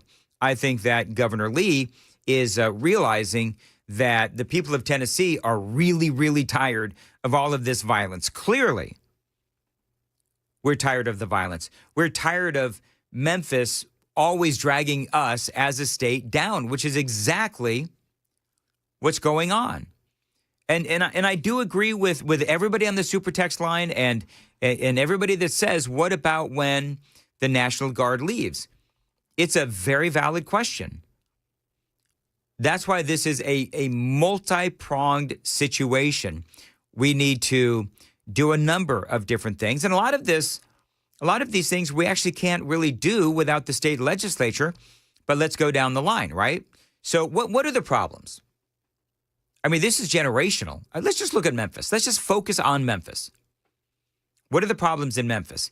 You got rogue groups of kids that run around and they carjack and, they do horrible things. They go into the stores and they steal stuff and, the social media fueled, hey, let's run into the whatever store and grab as much stuff as we possibly can. There's a lot of violence. There's a lot of shootings. There's a lot of murders. And so you got to figure that out. And listen, I'm not my brother's keeper, actually, but if I'm given advice to the, what's wrong with Memphis, well, one of the main problems in Memphis is that there's no fathers in the house. I mean, that's clearly one of the big issues, and that's a big issue in a lot of these communities, in a lot of these households where there's no father in the house. The schools are crap. You all know the schools in Memphis are terrible. And then you've got district attorneys there in Shelby County who just let some of these bad kids off scot-free. And I talked about it earlier where if you get with these kids at like the age of 12, when they start shoplifting, 11, 12 years old, they start shoplifting. And then, that's only going to graduate to eventually they're going to be robbing, armed robbery. Then you get into assault and assault with a deadly weapon. And it is it's a process for these folks where they get away with doing the small stuff. And then eventually, guess what happens? They end up either dead or in prison. And I don't mind if they're in prison. But you know what? Wouldn't you want to save as many people as you can save? Of course you would. So they need to figure out the community problem. They need to figure out the situation with absent fathers. They need to fix the schools because the schools are crap. And I know that the state is working on those solutions. But this is, again, a multi-pronged effort. We were talking earlier about I think Sam told me that the prisons in Memphis right now, they're overfilled. So even if you tell the judges and, the cops, okay, we need to start arresting and we need to start charging these folks for crimes. And they need to understand that there will be repercussions when you break the law. Well, then guess what? They learn at an early age that it really sucks to be in prison. But instead, you hear about all these guys that are like 18, 19, 20, 21, 22 years old, and they've had all of these offenses. But guess what? They don't spend any real time in jail. And so they go ahead and they offend again. And on it goes. So, yeah, a visit from the National Guard for a few weeks. Donald Trump is saying, we'll have this fixed in 2 weeks. I think that Washington, D.C. is going to be not really the test that we're looking for. I mean, we've proven that more cops on the street will prevent crime, right? That has now been proven. But the big test is going to be what happens when they leave. Now, the mayor, Muriel Bowser, is already talking about, and I think they already did in Washington, D.C., they've extended the stay of the National Guard, and they're working hard to ensure that the streets remain safe. The next city is going to be the big test. Washington, D.C., we get it. The next city, you come in, you kick some arse, you come into the city, and you clean it up. What happens when you leave? That is going to be the big question. And a lot of that is going to be up to the local authorities. If they come in, if the National Guard comes in and they clean up Memphis, let's just say, you know what? Holy cow, National Guard was here for 30 days. Governor Lee and everybody is very excited. And then the National Guard, goes home. What is going to happen to the city of Memphis? Is everybody going to come back? And then does Governor Lee or does, Marsha Blackburn or John Rose or whoever is the next governor, do they have to send the National Guard back into Memphis? Or do you have a permanent presence of the National Guard in Memphis? Nobody wants that. Trust me when I say nobody wants that. So there's still, this is not a problem that the solution has been found. There's still a lot that we need to see happen to see if this is something that is going to work long term. Because the only way to fix this long term is by fixing the schools, which really, I don't know if you can, be honest with you. The state legislature is trying to do what they can do. But fix the schools, fix the community, fix the families, get the fathers back in the house, which is never going to happen, sadly. This has been a problem for generations. So, and the answer to the question is, how do you fix Memphis? I don't know. Because they got a lot of problems out there. The best you can do is just trying to keep the streets safe. I say you start arresting people and throwing them in jail. And if that means that you need to build more jails, then build more jails. We got plenty of room. 8:26, Joan's got the news coming up. Hey, Joan. Yeah, the third shooting in 3 nights in one Nashville neighborhood. And why some are crying hypocrisy over the American Medical Association. That and more coming up here at 8:30 on Super Talk 99.7 WTN.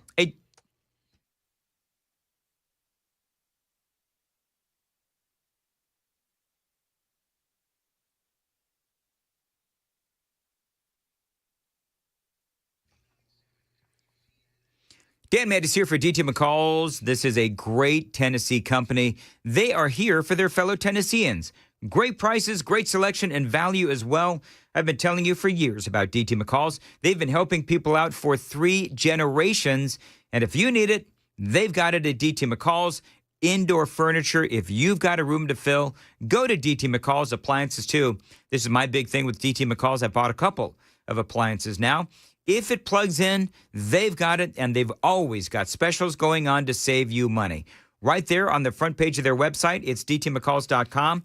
You'll see all the specials, all the great prices on all the best brands of appliances and furniture and a whole lot more. So find them online. Again, dtmccalls.com. They've been at it for over 100 years with a focus on customer service. And if you buy it, they'll deliver it for free and haul away the old stuff. 5 locations across Middle Tennessee: Carthage, Cookeville, Lebanon, Lafayette, and Franklin. Always online, dtmccalls.com.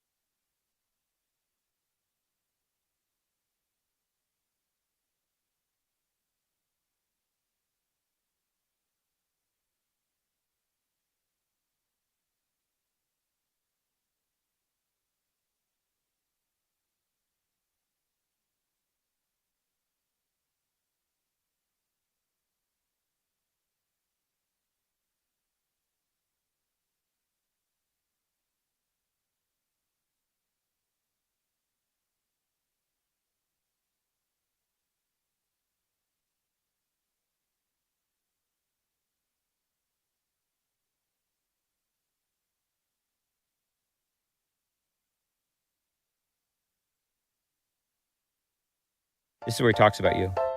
Talks about me? Yeah. Aside from hand, most of you are clearly intelligent, based in the real world type of people. He seems to be longing for a handmaiden type society. I predict he will be an extreme short timer. Weird. Odd. What are you at now? A couple years? Yeah. Again, didn't age well. I love how he said, you guys are smart aside from hand. I know. That's my favorite part.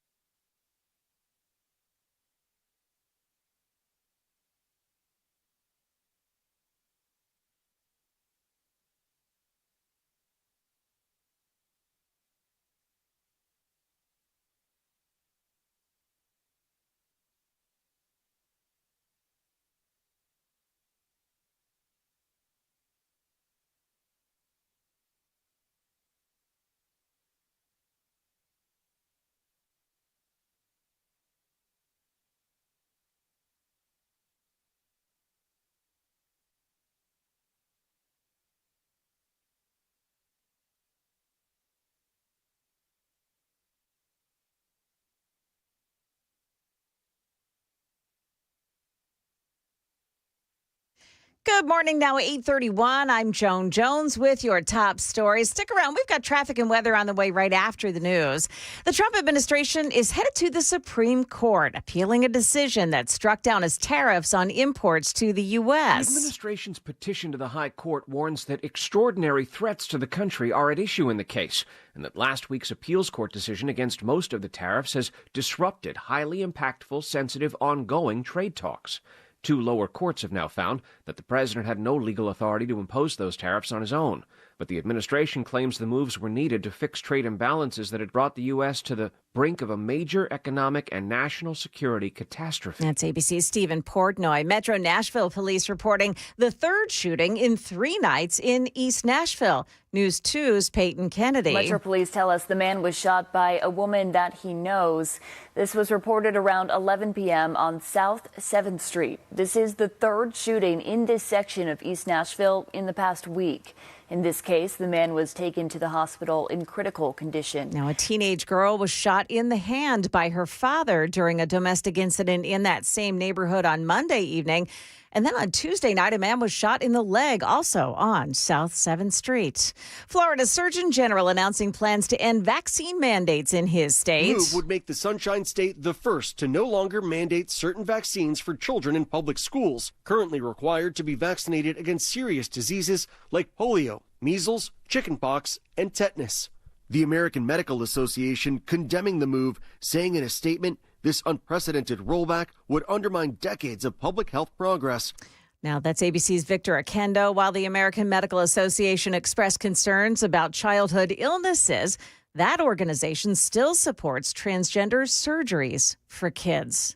That is the latest news. Traffic and weather next. I'm Joan Jones, WTN News. Thank you, Joan. Dan Mandis here on Super Talk 99.7 WTN. By the way, the Super Text line is open, 615-737-9986, 615-737-WWTS, United Structural Systems. Now, listen, I've been telling you about these folks for a long time. They are experts in waterproofing, concrete leveling, and foundation repair.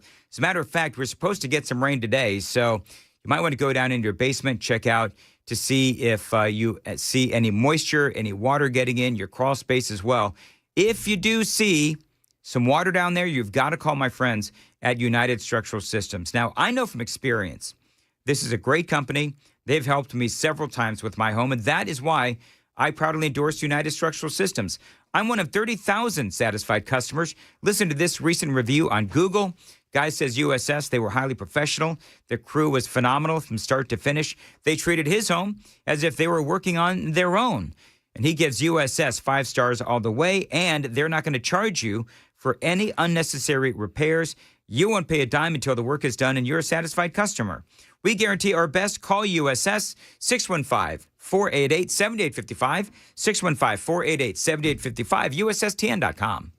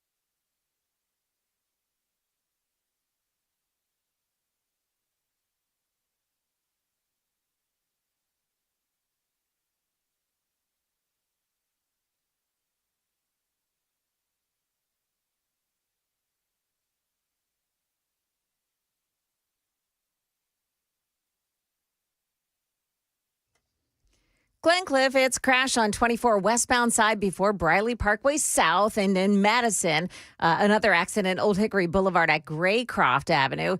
And you've got an accident as well on 24 on the westbound side in Glencliff. That one is on the on-ramp from eastbound Briley Parkway South. That's exit 54. And by the way, it's blocking off one of the lanes there on that exit ramp. Traffic every 10 minutes every morning on Super Talk 99.7 WTN.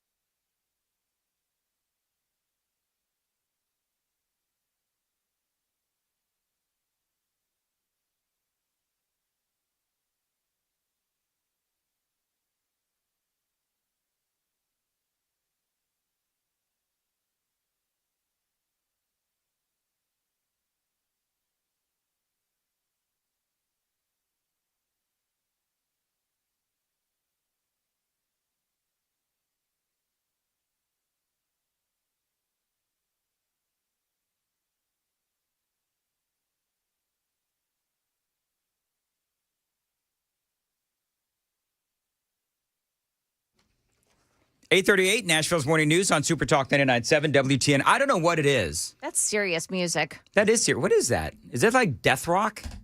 It's Far Cry by Rush. Oh. Perfect. Oh, of course. Yeah, that's the one. I knew it from somewhere. Yeah. I didn't. So Mason's in for Sam, but I didn't know that there could be somebody with worse taste in music than Sam. Well, crazy thing is, Sam put in the music. Oh, all right. I stand corrected. It's Sam's fault. Check yourself. I'm about to roast you in your next show. You better check yourself before you wreck yourself, young man. All right, I got. Also, take that back. Rush is a good band. No. Don't get me wrong. I love Rush. I'm not calling you out. I'm calling Mr. Handout. Well, dude, they're from Canada. You should like them. Met with a collective. Meh. And you know what? You'll be excited about this, Chris. Tell me. Bryan Adams has a new album out. Oh my gosh, I'm pumped. I know you are. Are you going to go see him at the Sphere? I would absolutely see Bryan Adams at the Sphere. That was my first concert, Bryan Adams. Was it really? In New York City back in 1986. Okay. Whoa.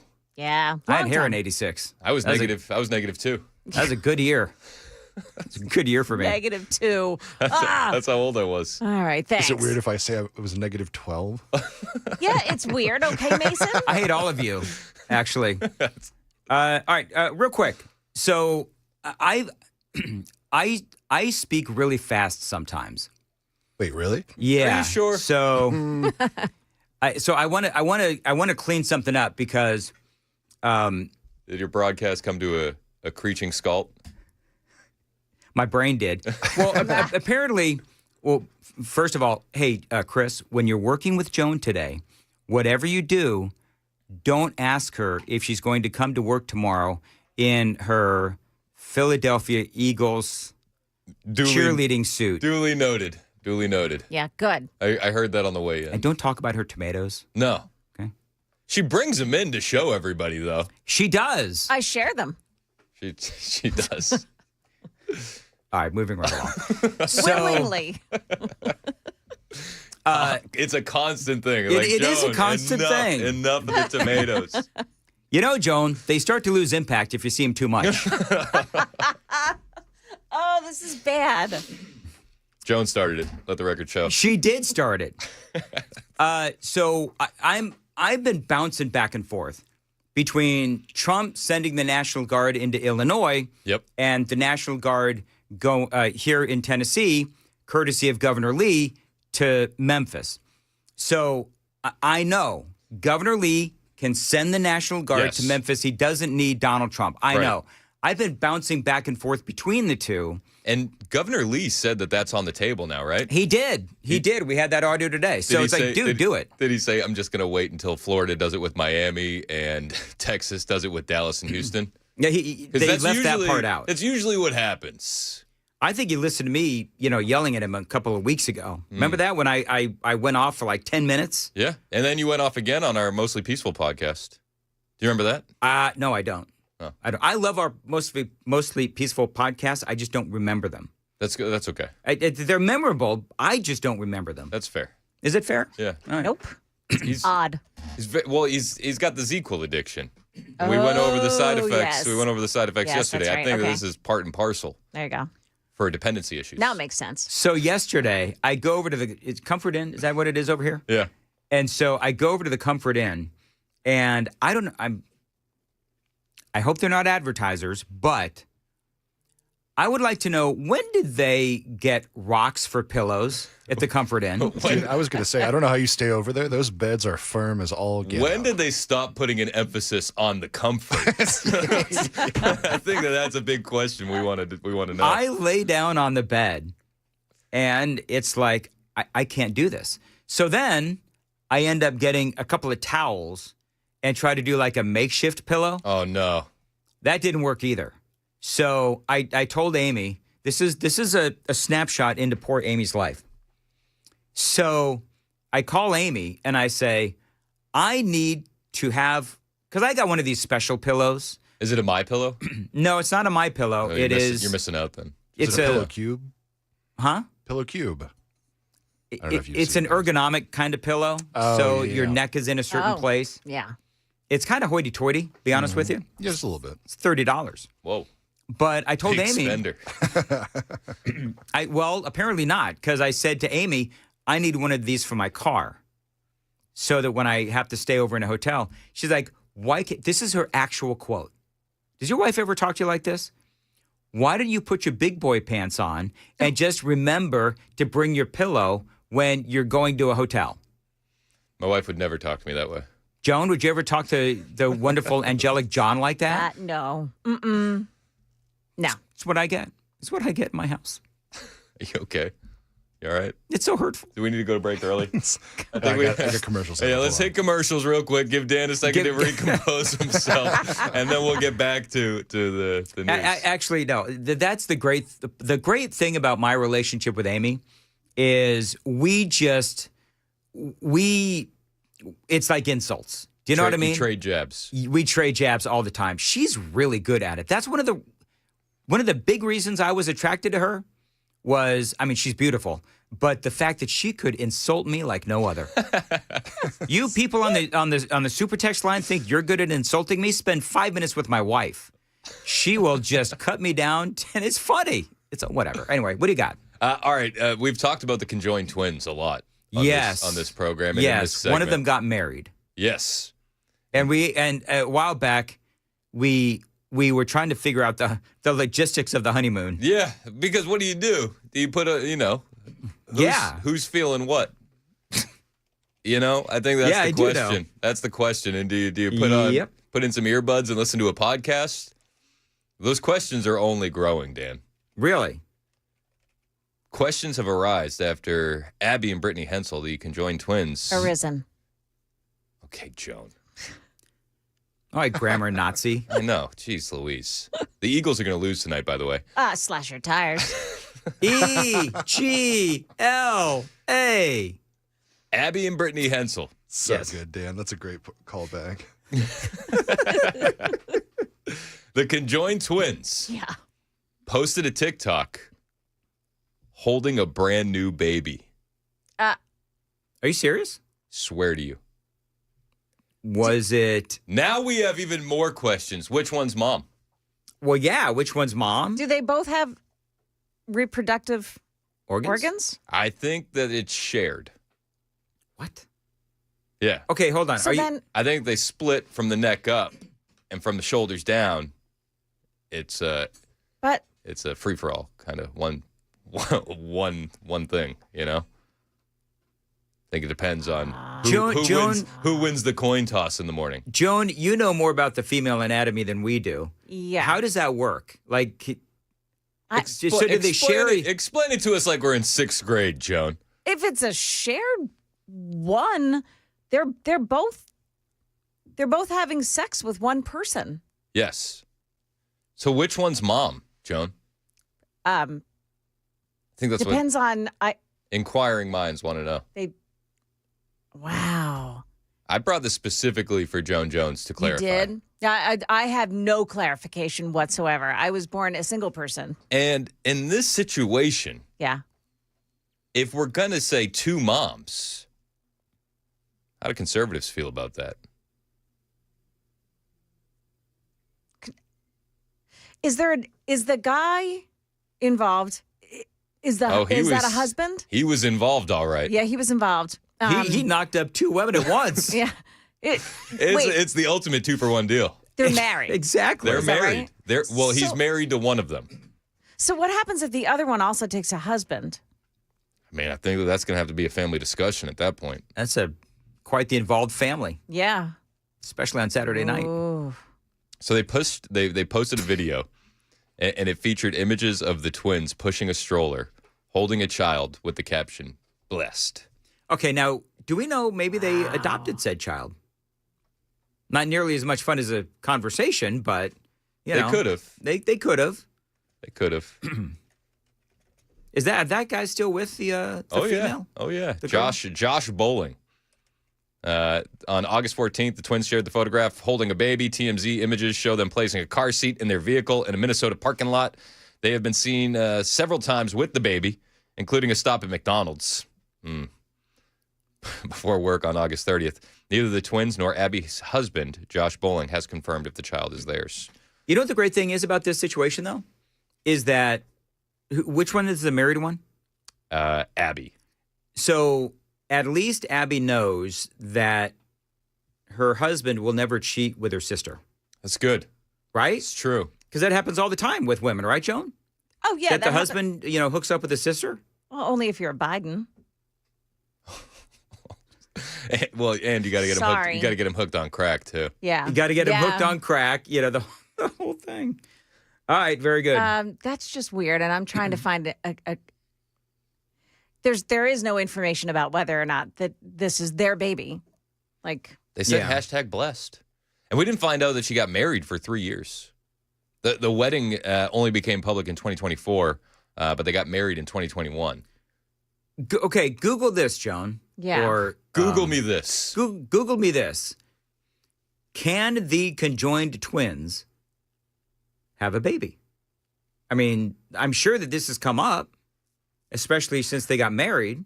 They share a torso, organs, and bloodstream, but each has their own head. Yeah. And did you know that they're teachers? Or they're a teacher? Or I guess 2 teachers. They teach. You get 2 for the price of 1. I'm sure that's not a distraction in class whatsoever. No. People are worried about cell phones, and there's parents out there that says, "Hold my beer. Wait till you see our teacher." Teachers. That's very funny. Neither the father, husband, whatever, nor the twins have talked about the baby and where the baby came from.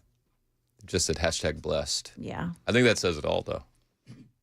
Listen, it's good to be blessed. It's good to be blessed. And here's the deal. If they love that baby and they bring up the baby right. Amen. And honest to goodness, what kid doesn't want to grow up being nagged by not 1 but 2 moms? I'm more curious about the logistics than anything else. I'm sorry, Joan, was that a wrong thing to say? It was totally wrong. Was it? Why? Very, very wrong. Why was because that wrong? Moms don't nag. Moms love. My mom nagged. Moms oh, my nag. goodness gracious. Love with words. Moms nag. No, my mother was a nag. Yeah, they do it. Bless your heart, Mom. I love you. I know you're up in heaven. You were a nag. My kids would say that I do not nag.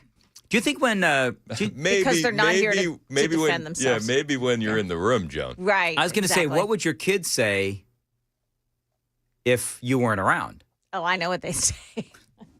I'm a nagger. That I'm a nagger. But I love with words. Okay. Clip that. Yeah. I was like, I don't know if we should be saying that. That's like, do you remember the South Park episode? And it was Stan's dad, Randy, and he's at the Wheel of Fortune thing, and it was people who annoy you. So he guessed all the letters, and it was NGGER with one letter missing, and he's like, oh God, I can't say that. He's like, I can't say that. So then he ended up saying the N-word. They're like, sorry, we were looking for naggers. and he just gets roasted by the town and ostracized. See, that's funny. I feel for him. Do you know what I wonder also is, okay, so if you've got two teachers for the price of one, do they both get paid?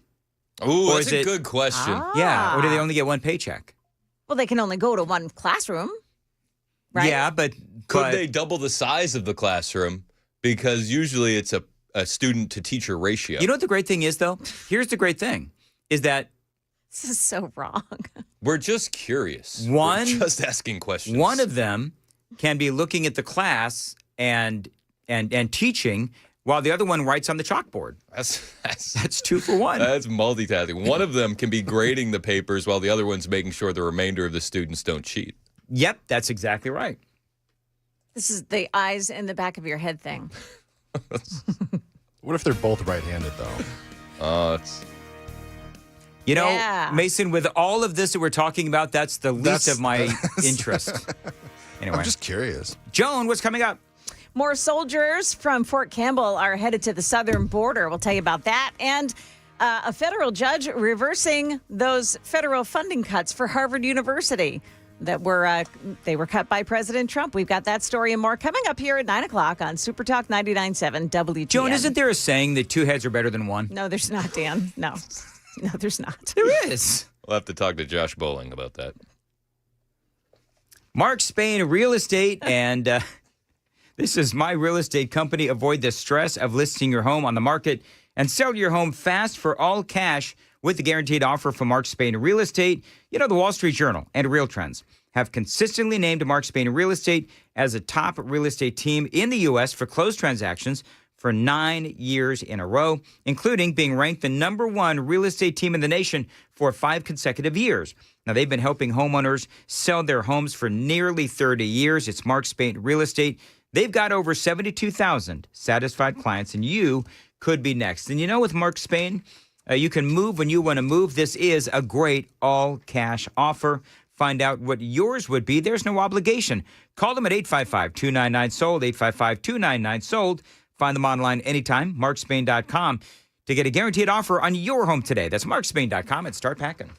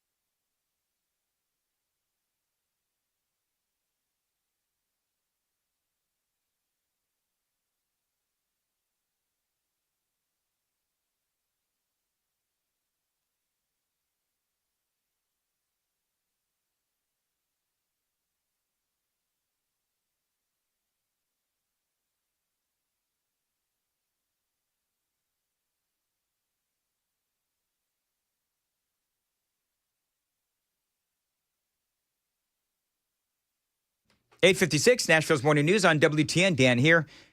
It's the Busy Bee Best Prices of the Year event. It is going on right now, and the savings are buzzing. Refer your neighbor, and both of you get a $50 credit when you schedule HVAC maintenance. You can celebrate National Grandparent Day all month long. If you are a Beehive member, you can gift a free Beehive membership to one set of grandparents, and it's just their way of honoring family. If you need a new HVAC unit, you can get a free 5-year labor warranty with every single purchase. And plumbing deals, we've got you covered. $500 off water and drain repipes, $300 off of tanked to tankless water heaters, and right now, up to $1,500 off water filtration systems for plumbing service. And here's the big one. With any heat repair or scheduled maintenance, you are going to get a free dryer vent cleaning. That is huge. That's right. Protect your home and breathe easier on us. Busy Bee Plumbing, Heating, and Cooling. Call them at 615-775-7833, 615-775-7833. Find them online anytime, busybeehvac.com. Did you see these people in Washington, D.C. and their stupid chant? Black Lives Matter! Black Lives Matter! Black Lives Matter! So here's why this is dumb. Because Donald Trump sending in the National Guard is to stop the murders. Donald Trump is actually saving lives. Over the last 2.5 years, they have had 561 black people murdered in Washington, D.C. Donald Trump is sending in the National Guard to stop the crime. So Donald Trump is actually saving black lives.